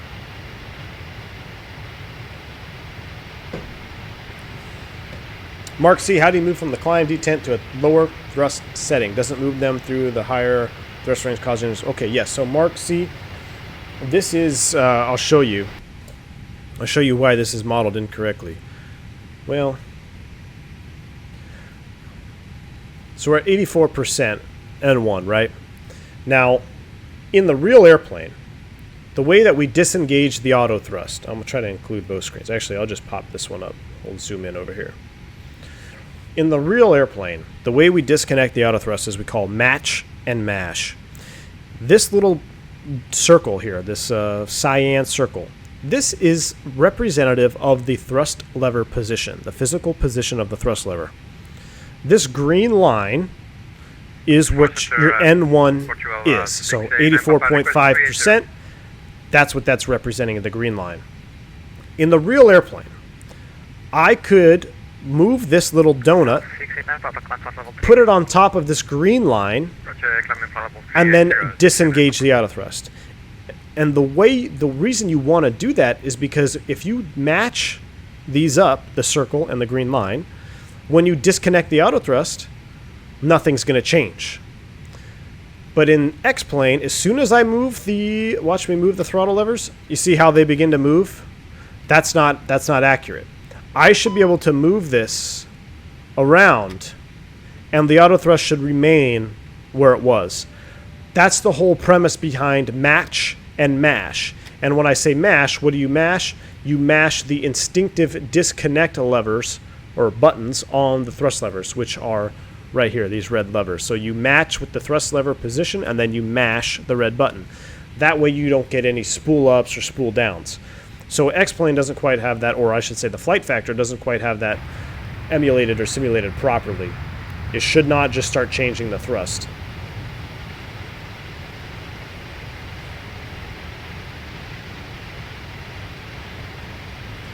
Dylan coming in with 20 New Zealand. Oh boy, NZ. Hold on, I'm gonna get it right. I want to say New Zealand. That would make sense. So it's probably incorrect, right? It is no New Zealand dollar. Okay, my instinct was correct, but I didn't want to say something totally incorrect. Dylan, thank you so much, man, for the 20 New Zealand dollars. Thank you very much. He says, really appreciate what you do, man. Been learning heaps from your channel for the last 2 months or so. Here is a drink or two on me. Dylan, my friend, cheers, dude. I'm mad. I don't have any more rocks. I don't have any more ice, but I'm shaking my drink. Appreciate it, man. Appreciate your support on the channel. I'm glad you're learning. I'm glad you're enjoying the content. That's what this channel is for. Cheers to you, my friend. Thank you.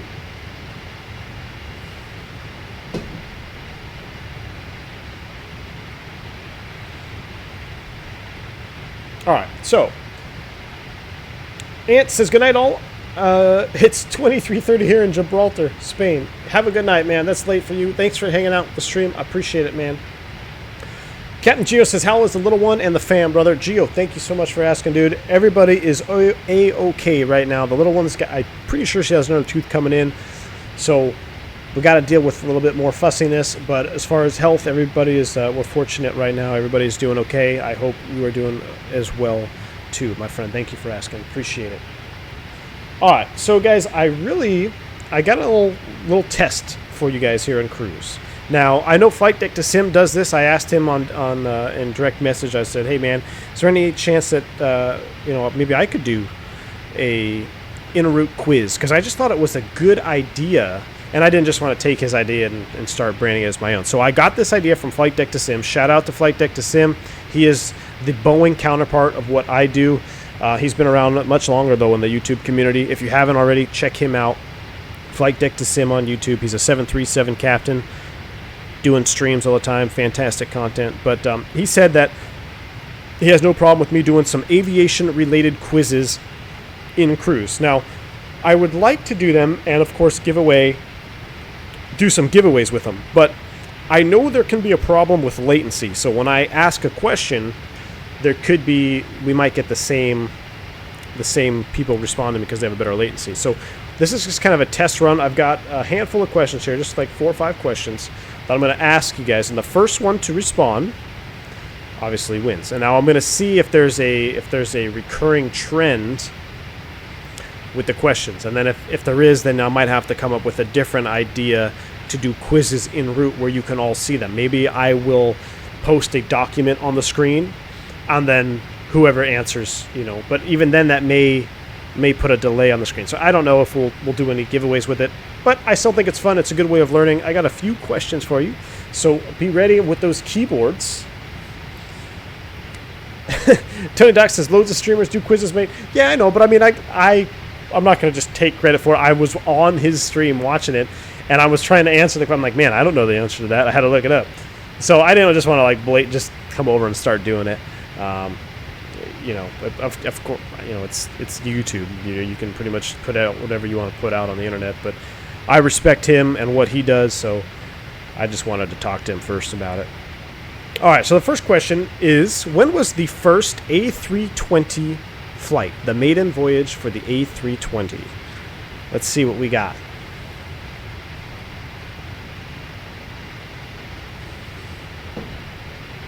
These are Airbus related specifically. Organic milk. Airbus specifically. Here comes the flood. Yeah. When was the maiden voyage of the Airbus A320?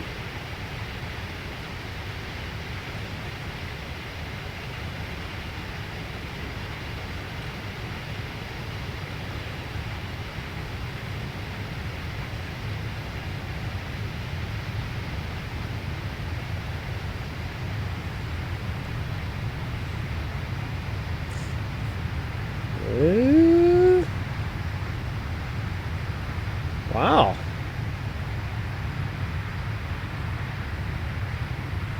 Boom! Alu 2387 is the first to answer correctly. 1987. Alu 2387. Congratulations. You are correct. The maiden voyage of the first A320 was February 22nd, 1987. You guys probably already read the information by now if you were in your little Google machines. there a lot of got 84, but yeah, there's 87 was the first flight. It was actually in the presence of the French Prime Minister. Is he talking to me? No, he's not talking to me. Oh, there's a little aircraft carrier down there. That's cool. But yeah, it took off from Toulouse, France. It was pretty cool. So, all right. So Alu, I got you. Strick says Google says yeah, the spam. Army says people started answering before you even said it for me. So that's the thing. That's kind of why I'm just doing this as a test. I know there's a latency problem, and it's going to depend on people's connection to the stream, and if you're refreshing the stream. Thank you for the subscribe there. Appreciate it.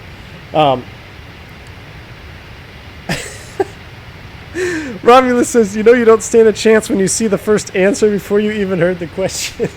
All right, so yeah, I knew that was going to be a problem. That's kind of why this is a test. So I'm going to have to come up with a way where I can display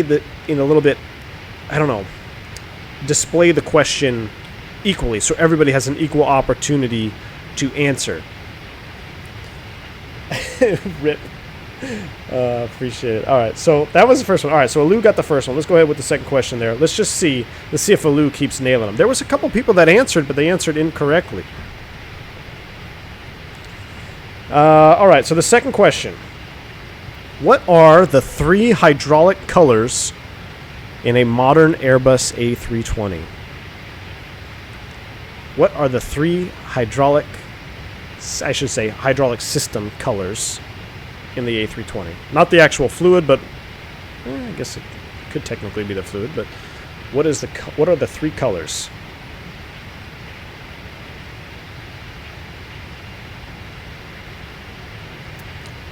And before the answer comes, B says, when you land with auto thrust off, do you guys increase and decrease throttle or just hold the thrust levers? If you land with it off, yeah, you're moving it just like a conventional airplane, man. You're moving it up and down, up and down. So, you know, if you feel like you need to add thrust, you'll add it. Ooh, Cosmic Doubloon says, put the question into chat. That's a good idea. That's pretty simple. I guess I could put it into chat. Dylan, he's the first one to answer. Green, yellow, blue. Alu 2387 was close there. Red, green, red, green, red. Man, no, we don't have red. Green, yellow, blue. Correct. That is absolutely correct. So, Dylan was the answerer of that question. Let's take a look. I want to make sure we're not screwing ourselves. There we go. So, yeah, the hydraulic system, guys. I'll pull it up here. Green, blue, and yellow. Technically, if you read it from that way, a yellow, blue, green. There is no red. But whoever said red, maybe you were thinking of the actual fluid. The Skydral fluid is kind of a reddish, pinkish color. So, technically, the systems are green, blue, and yellow. That's how they work. All right, so Cosmic actually had a good question. He said, put the question into chat. So what I'll do now is I'm going to put the question in the chat, but I'm going to wait at least 45 seconds. So I'm going to start the timer here. That way I know, well, that wouldn't help either. Abdullah says, no problem. Get the Flight Factor 320. I haven't only heard good things. I'm told they are very good. Yes, I agree, man. Alu said I said green, yellow, blue. You did. You said GYB, but he did spell it out. So, all right, I'm gonna try to type the next question into chat, and then we'll see. So the next question is gonna come in the chat from me, and it is U.S. Airways says red and white. Oh man, that's funny. Red, white, and blue, man. All right.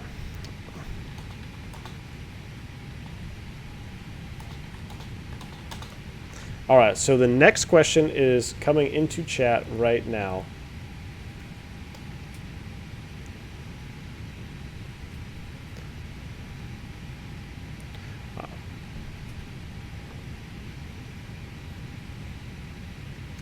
Dimitri says, ask questions that don't require Googling, like from previous streams. Let's separate the boys from the men.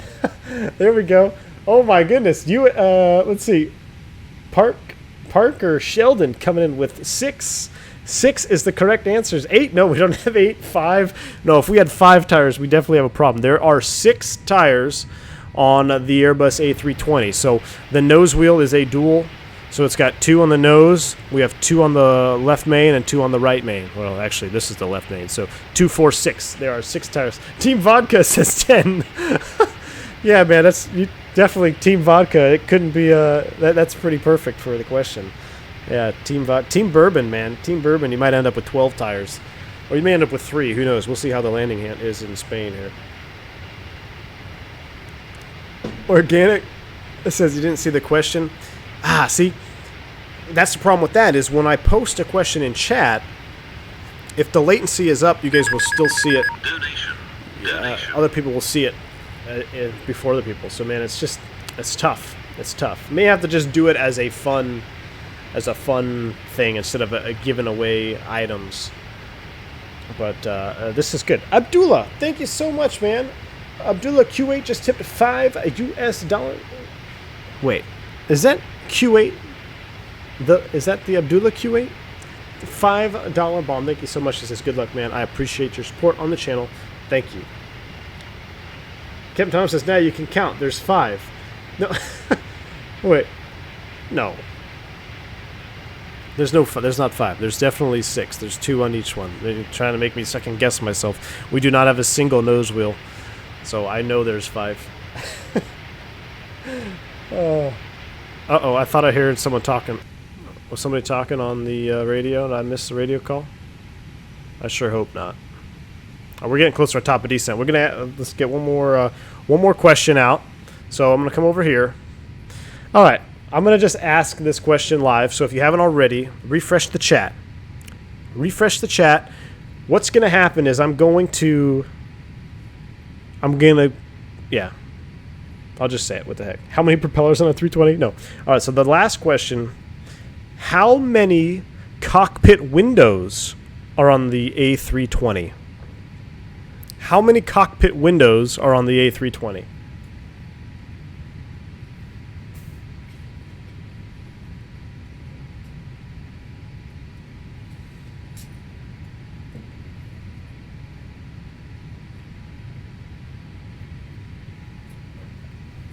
Yannick, we're just about to start TOD, man.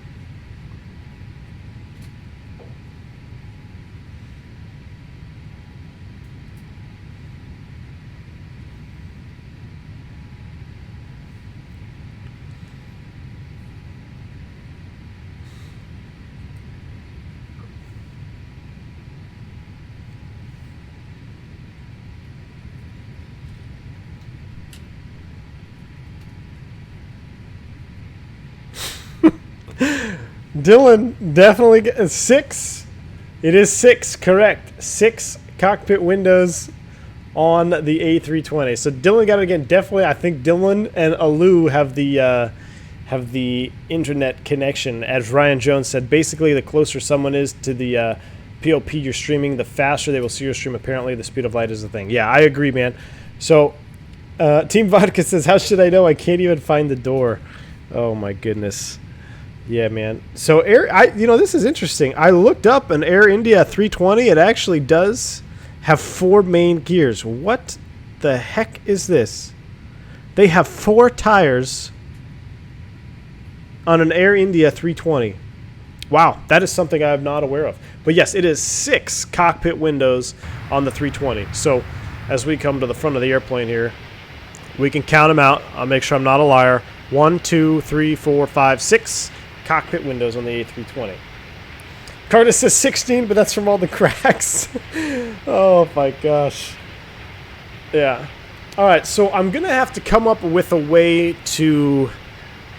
Maybe I'll have to answer very specific questions like Dimitri is saying. Like, they have to be questions that won't require Googling. Separating the men from the boys. Dimitri may have a point on there. So, I was just doing that as a... Thank you for the subscribe there, man. Appreciate it. I was just kind of doing that as a test quiz. Technically, I think Dylan is the winner. He got 2 right. But I'm gonna work on an idea. If you guys have an idea for me, some way that you think it might be more fair to present questions during a live stream, I just don't see how we get around that whole, you know, the speed of the stream, because some people will actually see the stream, hear the stream before everybody else does, and I'm pretty sure it's the same for chat.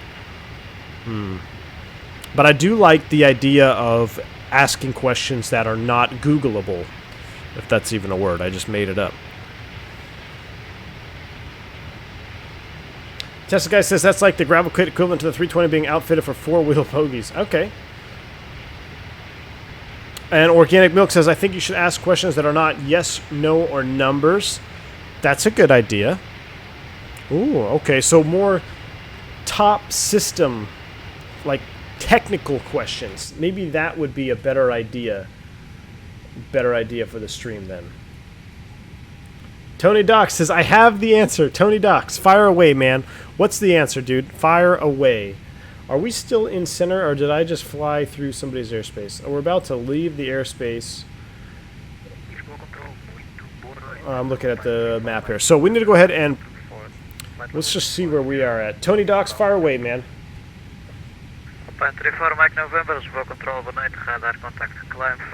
How many pounds of fuel can the 19, 20, and 21 carry on each wing? Oh, Geo. Oh, shoot, dude. Rip. I'd have to look in my book. I know, like, close to 40 is full. Dude, that's what I'm telling you, man. I think you got an idea, though. We have to ask questions that are very specific.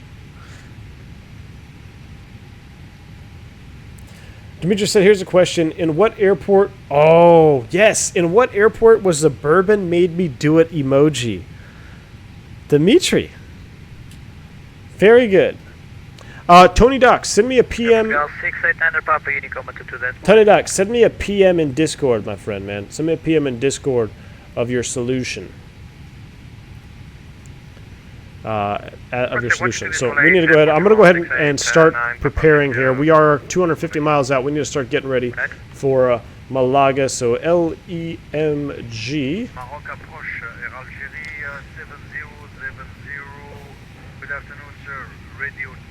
Mick Shiggity, what's going on, man? Welcome to the stream, dude. We're just setting up for our top of descent, getting ready to set up for the approach into Spain, man.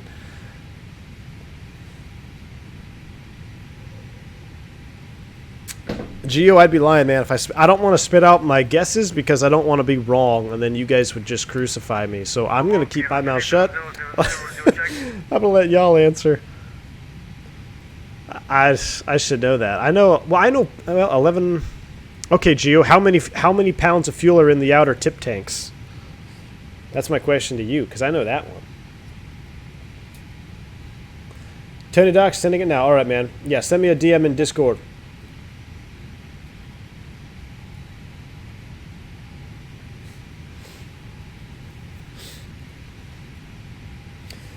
Selb says, I've officially overtaken you. Last to leave, the first to arrive. 122 decimal 8 at Portugal 114. Good days. Alright, we're back over to Unicom 22.8. And we need to figure out what we're doing here. I've had a lot of fun with you guys in the chat here, but we need to get back on it here. You overtook me, man. Let me check the map here. Goodness, you are. Oh, you're taking a shortcut. I see. I see. Are you taking a shortcut? I think you're taking a shortcut, my friend. I'm going northbound. We have to actually get ready. This is a new, this is a no-joke approach. Dimitri coming in with the METAR. Appreciate it, man. I'm all scatterbrained. Here I am thinking about, I need to top off my bourbon. Dimitri's like, hey, man, put in the weather at the airport. All right, so 0 for 0 on the wind. I'm just going to go straight up. Trust Dimitri here. Hopefully he's not shafting me. I still think that'd be pretty hilarious. You put in like some crazy winds or something. All right, 0 0 QNH is 1010. Beautiful, thank you, sir.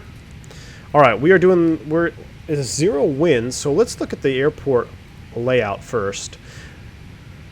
I wanted to land over the coastline, but apparently Active Skies said the estimated runways would be 1213. So we're going to land on 13 because it's a shorter taxi to the terminal.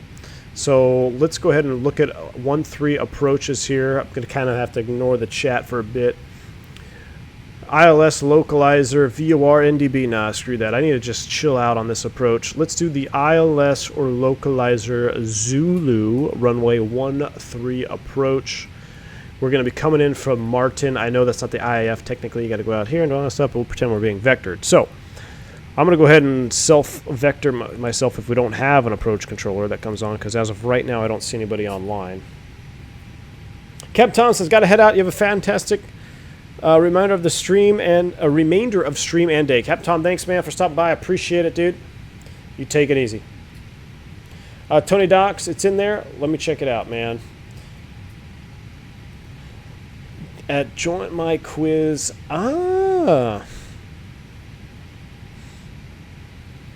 Okay, Tony Docs, I appreciate it. I'm going to check that out, and I will bring that up in the next stream. I'm hoping I'm going to get back-to-back streams for you guys. I'm hoping I can stream tomorrow. We might have to take out the old might have to take out a special airplane tomorrow. We'll see. But I like that idea. Thank you, Tony Docs. Appreciate it, man. I will further look into that, and we might have it for the next stream. So appreciate it. I think you do have the solution. I think you do. All right, ILS Zulu 13. Let's get back out of here. We got Yankees and, Loke Zulu. Okay, so we got to do, there we go. ILS Zulu 13. And we're just going to insert that. Let's pull out the plan. Let's get back to business here.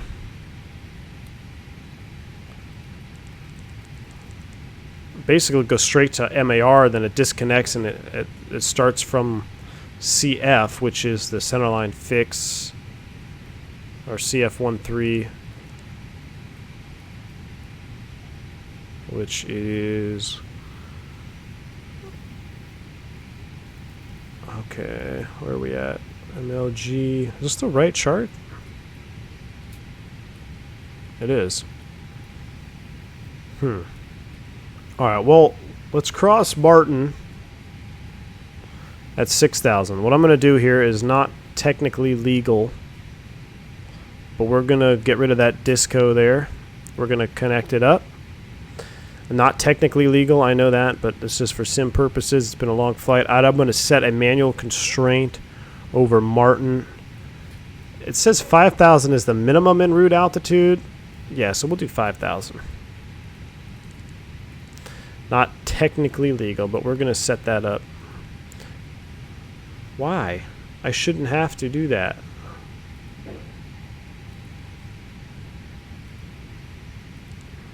Alright. I guess we're old school. How long till I land? Jerome, very soon, my friend. Well, not very soon. Let's see. It should be on top of the screen. 26 minutes to touchdown. 26 minutes to touchdown. Alright, I got that set up now. Portugal 689, Papa, Iberia 026. Gio says, I know each wing holds about 13.5. Not sure about the tip. I would say maybe 50 or less. Otherwise, you'll get a fuel spill. Oh, I'm getting a bunch of questions now. I've got questions that I'm going to post in the new situation. Decelerate. Are we already there? All right. Let's zoom this thing out. Iberia 026, are you on frequency? All right, we're descending to 250. That goes into below mode. And there's nobody on center, so we are good to go here. 122.8. We are on Unicom. Yes, we are. We are descending down to 250 terrain on ND mode. Let's finish up the rest of the box here. Rad nav, we can clear this out. We should have cleared this out ages ago. LEMG 13. Perf data next. The MDA for the straight in on 13 ILS is going to be 295. And I got to close my door here. Do that in a second. So we got 295. That is set up auto brakes, manual, reverse manual. I'm going to close my door, step into the lavatory, and I will be right back, guys, in less than 2 minutes.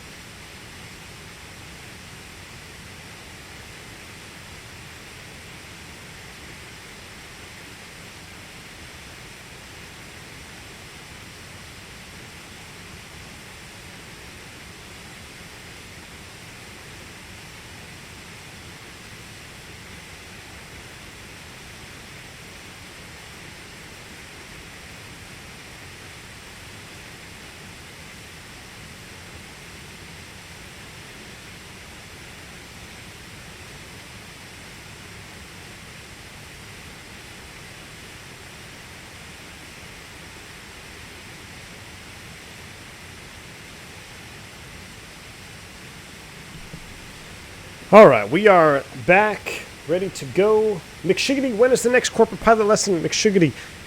Oh, dude, I feel really bad because I should have had it out already for you guys. I know it's gonna be. I'm gonna give you a hard date. It will be out this week. What happened was I didn't like my first edit of the video, right? So then I redid it, but now I'm kind of reapproaching the way that I wanted to continue it. So instead of just doing a flight from A to B, I'm kind of branching off and doing some substitutions, I guess is what you'd say. But it will be out this week, my friend. I'm working on it. Editing videos takes a long time, for me anyway. So I am working on it. I will try to get it out this week. Uh-oh, we got an X-plane stutter there. Oh, no. Go away. Automatic disconnect's been canceled. I don't know. We must have just been loading in some train there. But McShiggity, I'm working on it, my friend. I am telling you, I'm not going to say I promise, but I really am going to try to get it out to you before Friday. So I just have to finish up some stuff on my end. And it just kind of, I think you'll enjoy it better. The first upload, you guys probably would have liked it. Maybe I'm being too hard on myself. I didn't think it was the quality that I wanted it to be. So I ended up scratching it and redoing it. Isn't runway 31 in use? That's where I'm landing. Uh-oh, is 31 in use? Let's take a look. Refresh the situation. No weather information available. Active sky.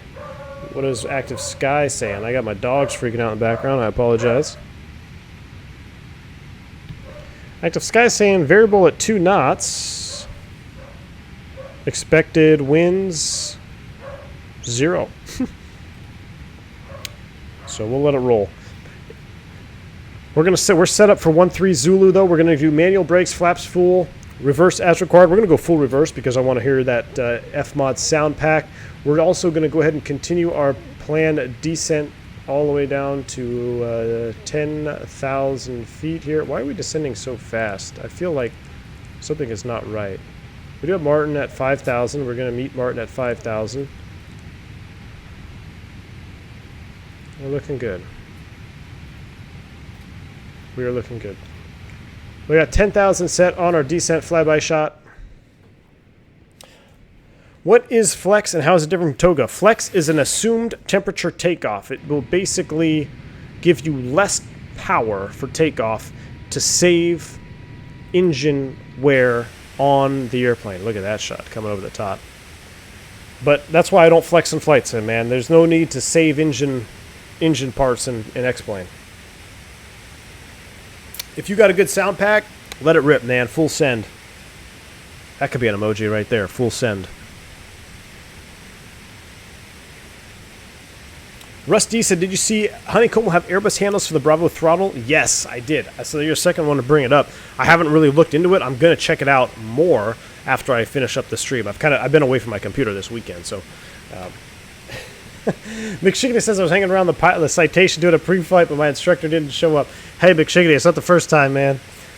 Not the first time an instructor's going to not show up. I've had it happen to me before. It is what it is. I'm sorry, dude. I'll get it out ASAP, my friend. ASAP. Strick said, I thought a dog was barking outside my house. No, man, it's just my beagle going nuts. Everyone's out walking their dogs and stuff right now because it's really nice out. And my dogs are just having a field day with it. Oh, yeah, Air Portugal in the turn here. Selb says, I'm doing ILS a 1-3. Excellent, man. Hey, firm, just to try to coordinate all levels.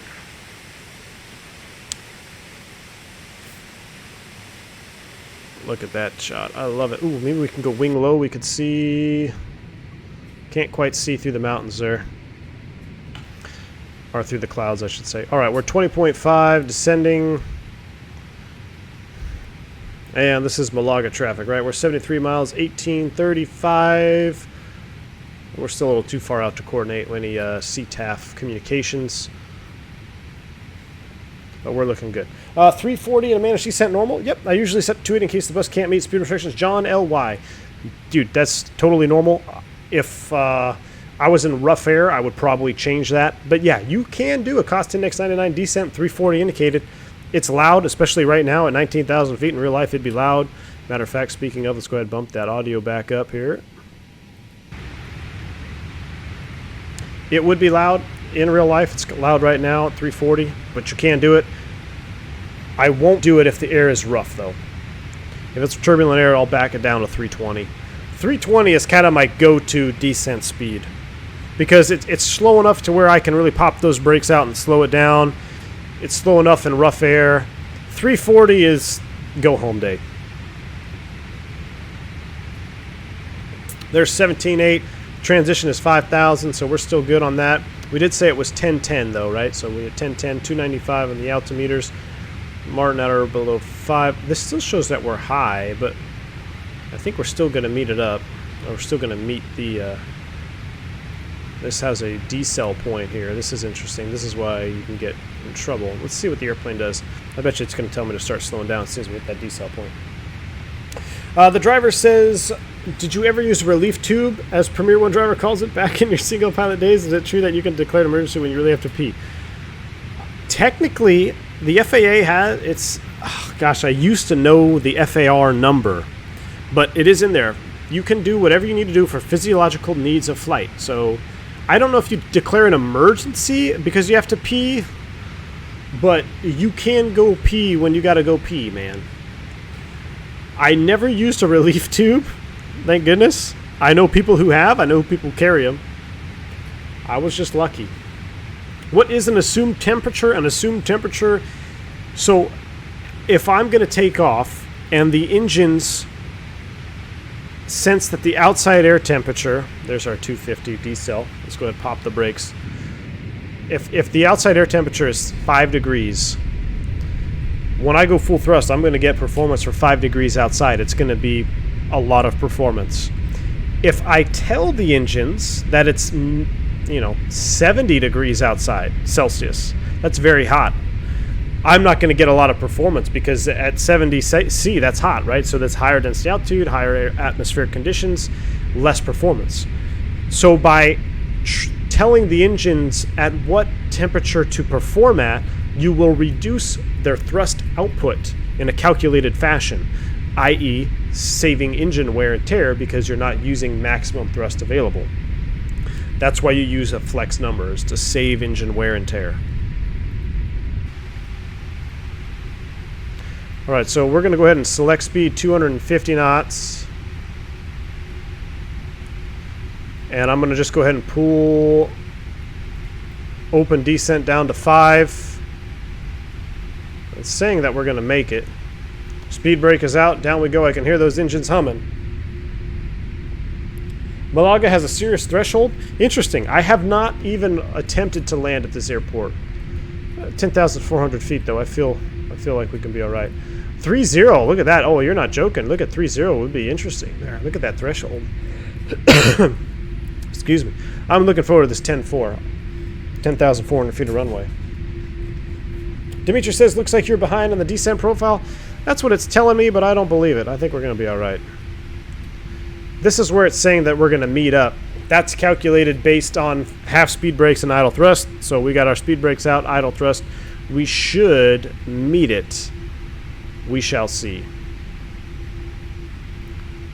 Here comes close to 10,000. Let's go ahead and get the Spanish speed brakes out there. We're going to turn all the lights on because we're not on ATC. Here they come. I love this shot right here as the lights open up. Boom. Love it. Haley's doing her thing in the background. Gio says this question is for the chat. Can you, the chat you can answer too. Where is the APU on the Airbus getting fuel from? Ooh, that's a good question. Where does the Airbus get the AP? Where does the APU fuel come from on the Airbus? I know. Well, I'm not going to give it away. I know the answer because I've gotten an airplane, an originator airplane, and one of the tanks is way out of balance. Nick, what's up, man? It says, what determines when you start engines on part 121? I notice sometimes during pushback, other times after push is complete. Is it company SOP? It depends on the situation. I would say it depends on the situation. Most of the time, well, all the time, you're going to wait for your pushback and your tug driver to give you the okay to start. Some companies may not. They may say you can't start when you're under tow. That's pretty rare. For us, we start pretty much whenever the tug driver gives us the okay to start. Sometimes they won't tell you right away if they got to do a quick turn. Maybe you're in a tight alley and they got to rotate the airplane, 90 left or 120 degrees, and you got wing walkers out there that may be in front of one of the engines. They'll tell you they won't say don't start. They just don't tell you clear to start until they're in a position where it's safe for everybody.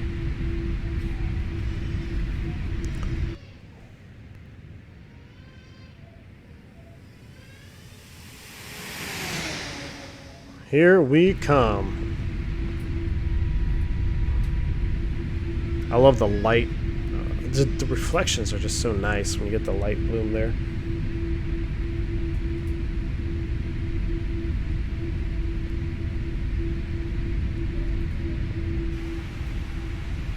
Alright, so let's look at the fuel system for Gio's question. Can you do holding patterns in the Flight Factor? In the beta, I believe you can. This airplane will crash the desktop if you do a hold. At least it does for me.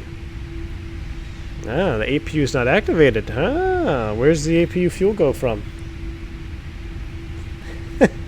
Left main is correct, Gus Papa. So I'm actually curious. Can I, if I were below, let's go ahead and see. Well, I know it will if I start it up. I'm pretty sure the APU would pop up. We don't need to start it though right now. We'll look at it on the ground maybe. Oh, there it is, right there. APU. Boom. Left main. Correct. APU is off. There's 5,000 feet. Let's go ahead and reduce speed to 210 knots. We should get our LS push buttons on. We should have done that a while ago. So we're approaching CF13.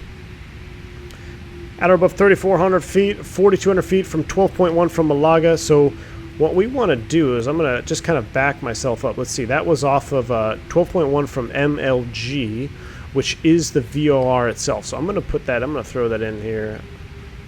I'm going to go MLG over here, hard tune that on the FO's side.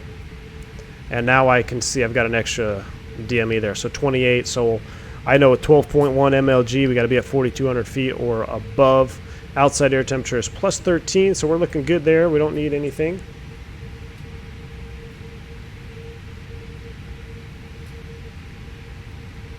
Mr. Swedish Piano says, when I was a ramp worker and did pushback, we had standard NR21 for Scandinavian Airlines. Oh, so like, I'm not sure what that means.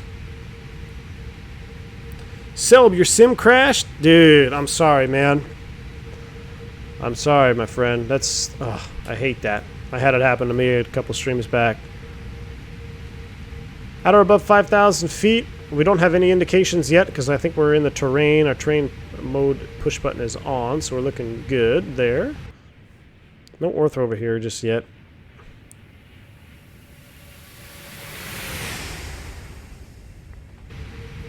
Kind of like going through the clouds. Nick says in the universal FMS we use in the Learjet, you can set a vertical speed, you're aiming in the descent, and it will adjust your TOD. Any way to do that in the bus? Well, first of all, you feel a Lear, man. Hats off to you. That thing is a friggin' beast. So you vertical speed, you're aiming for in descent will adjust your TOD. Oh, I see. So like you set your vertical speed and it will show you where your TOD should be. I'm trying to think. I don't know if I'm understanding you the way I think you're saying it. Yeah, I don't think you can do that in the Airbus. Your TOD is going to be fixed based on your calculated geometric path from the Airbus itself. Now you can adjust. You can put in a custom restraint, and that will back your TOD out, or you can change your speed for your descent. That'll also adjust your TOD. But as far as using a vertical speed, I don't think so. Let's go flaps 1. Let's get those slats out there. Selb, man, I'm sorry, dude. That's a rough one, man. Dimitri, I like where you're going with the questions, my friend. I'm saving. I've got an idea. Tony Docs has got the right idea for the quiz. I will do a test run on it. Hopefully tomorrow we can get it done. Do another stream tomorrow. No promises yet. Alright, after this fix we can go down to 4,200.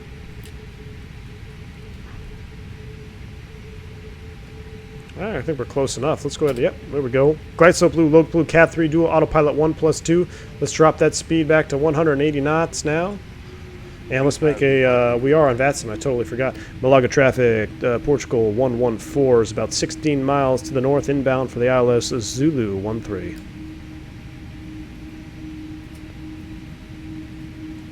Alright, glide slope star.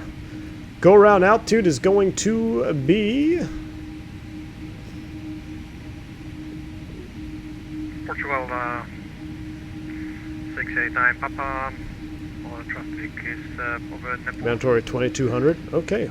Yeah, that's runway 13. Mandatory 2200. That's kind of a weird missed approach altitude, but I'm not going to argue with it. 2200 is set blue. There's our glide slope intercept.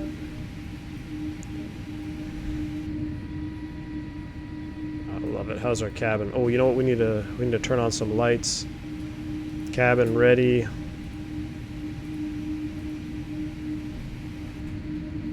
Oh yeah, look at this cabin lighting. Fantastic. Traffic and, there she is. 689 Papa. 19 miles. Yeah, that's runway 13. Alright, I got traffic in front of me there, looking good. We're on the slope. And we're just about minus 10 knots. Let's go VFE next, flaps 2. Oh, look at that shot. I love it.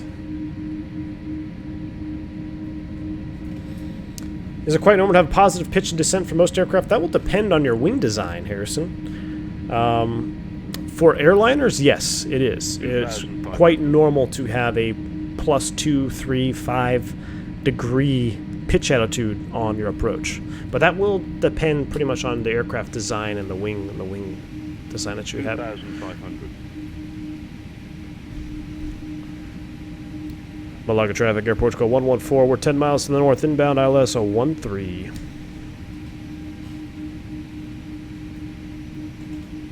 Alright, I think we're going to hand fly this sucker in here. Did we activate and confirm? We did. We're going to leave our view set right there. What's the airport elevation? 52 feet, so we're still good. 2,000 feet above touchdown zone, so at 2050 we can start slowing up. But there is a guy in front of me there.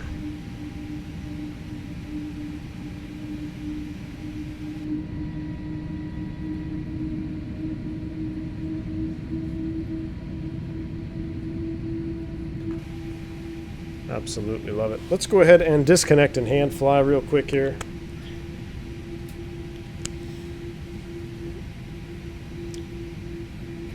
Alright, autopilot's coming off, which is not bound. Dang it. There we go. Autopilot disconnected. That's close enough. Manage speed, gear down. Cat 1, we're hand flying. We'll leave the auto thrust on for this approach. VFNX -10, flaps 3.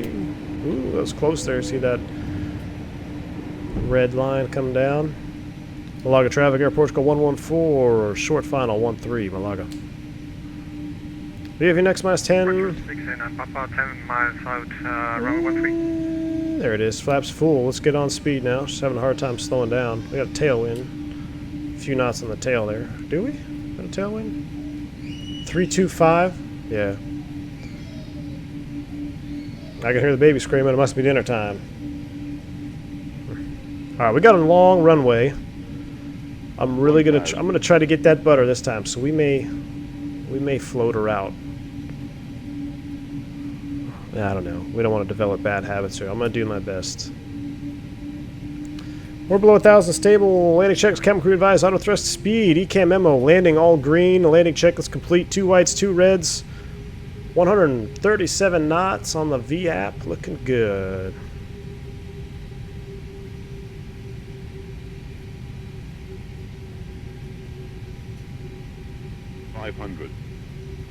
And Malaga traffic, Air Portugal 114, short final 13, Malaga. I hope I'm saying that right. Malaga? Malaga? 400. I love this airport scenery. Aerosoft did another really nice job. 300. Get that mouse off the screen there. Minimum 200. Feels weird not having to circle coming in the 727 half-mile visibility. 50, 40, 30, 20. Retard. Retard. Retard. 5. Spoilers! Reverse screen. Let's let it rip. I'll take that, butter. I hate landing like that, though, I tell you what. 70 knots. Manual brakes. Oh. My right toe brake fell forward. Alright, here comes the weirdness. Begin our taxi with the honeycomb yoke. Ladies and gentlemen, welcome to Malaga. Let's go ahead and clear the runway. I know we got traffic behind me here.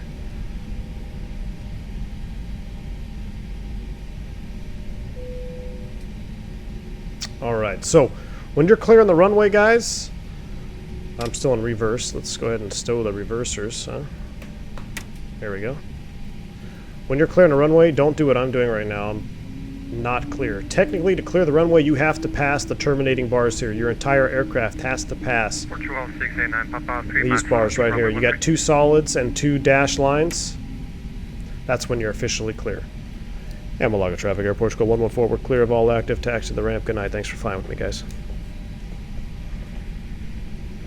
Portugal 114, thank you very much. All right, let's go ahead and clean up the bird here.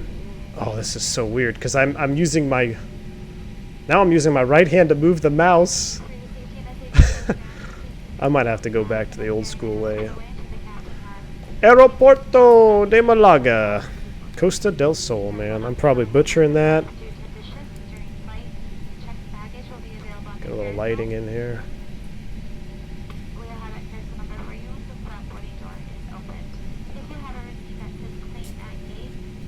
737 float, huh? That's ironic. Let's take the one here, right here.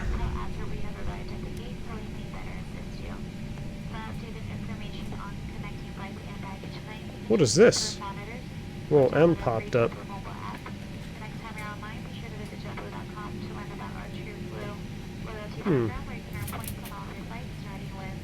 No parking assistance? Interesting.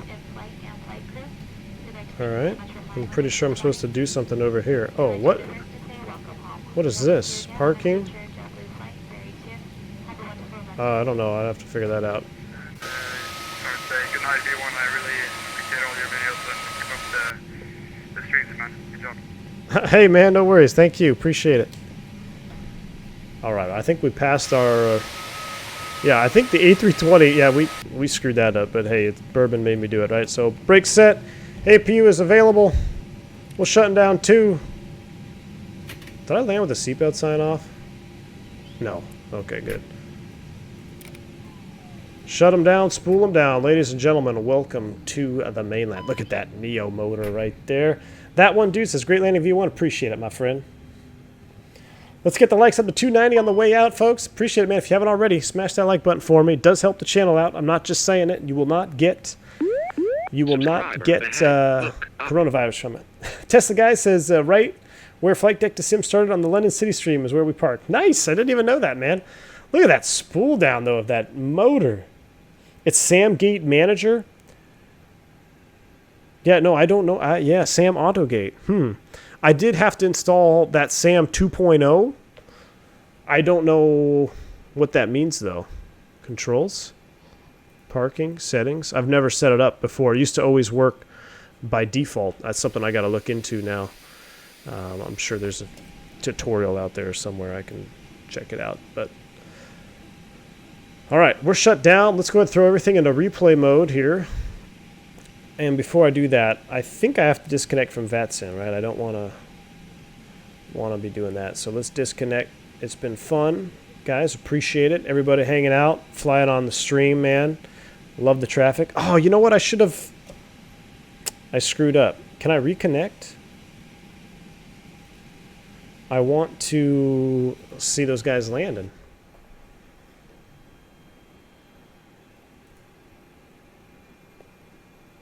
I wonder if I can reconnect real quick. Alright, connected back to server. Was somebody out on final over here? Subscriber ahead. Look up. Thank you for the subscribe, man. Appreciate it, Math. I don't see anybody over there. And was anybody landing over the water? Subscriber ahead. Look. No, I don't see it. Well, I might have screwed that up. I wanted to see those guys land. Next time, guys, for sure. I like the VATSIM thing. We'll probably be doing more of it.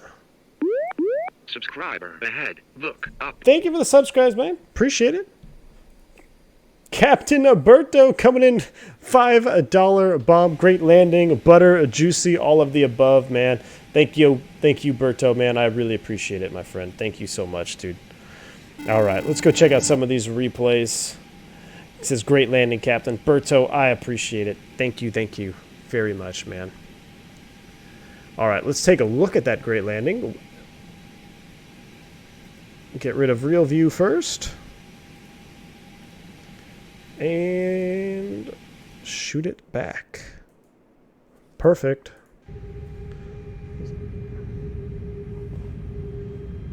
Make sure it says you can reconnect. Yeah, reconnected. I think I just kind of screwed up. I apologize. If you guys are watching the stream and you were on VATSIM with me coming into land, dude, I apologize for cutting your landing out of the stream. Next time, I will get better, man. I'll get better. This is like my second VATSIM flight ever. But it's fun having y'all on board. Definitely adds to the immersion, having traffic.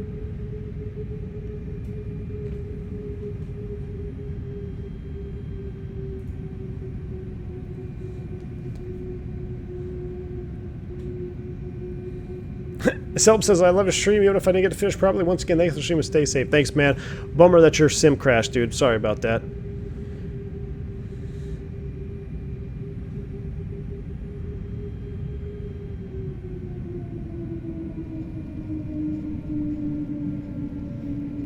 A little bit of a float there, but we're in the zone for sure. I just hate doing that landing where you really gotta, like, just flare and flare. I feel like I don't know. But it works. Works for sim anyway. Let's do just a quick one from right here. Let's kind of see where we touch down at. So did have... There's the aiming marker. There's a touchdown marker. Yeah, we're plenty legal. Plenty illegal. Oh, I click on the blue door icon, then you select your jetway. Ah, okay. I thought that was going to open my airplane door. That's why I didn't click it. That little blue door on the manager. Alright, let's watch one of my favorite views coming in over the top. Listen to those Neos purring.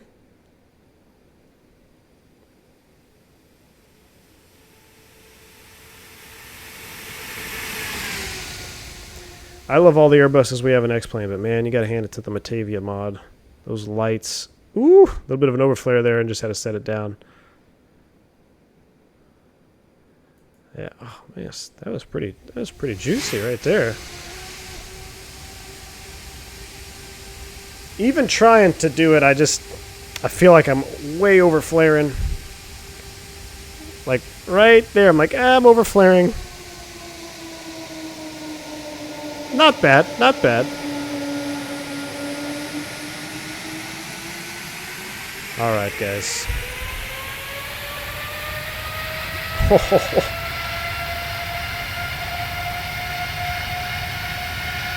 Those motors.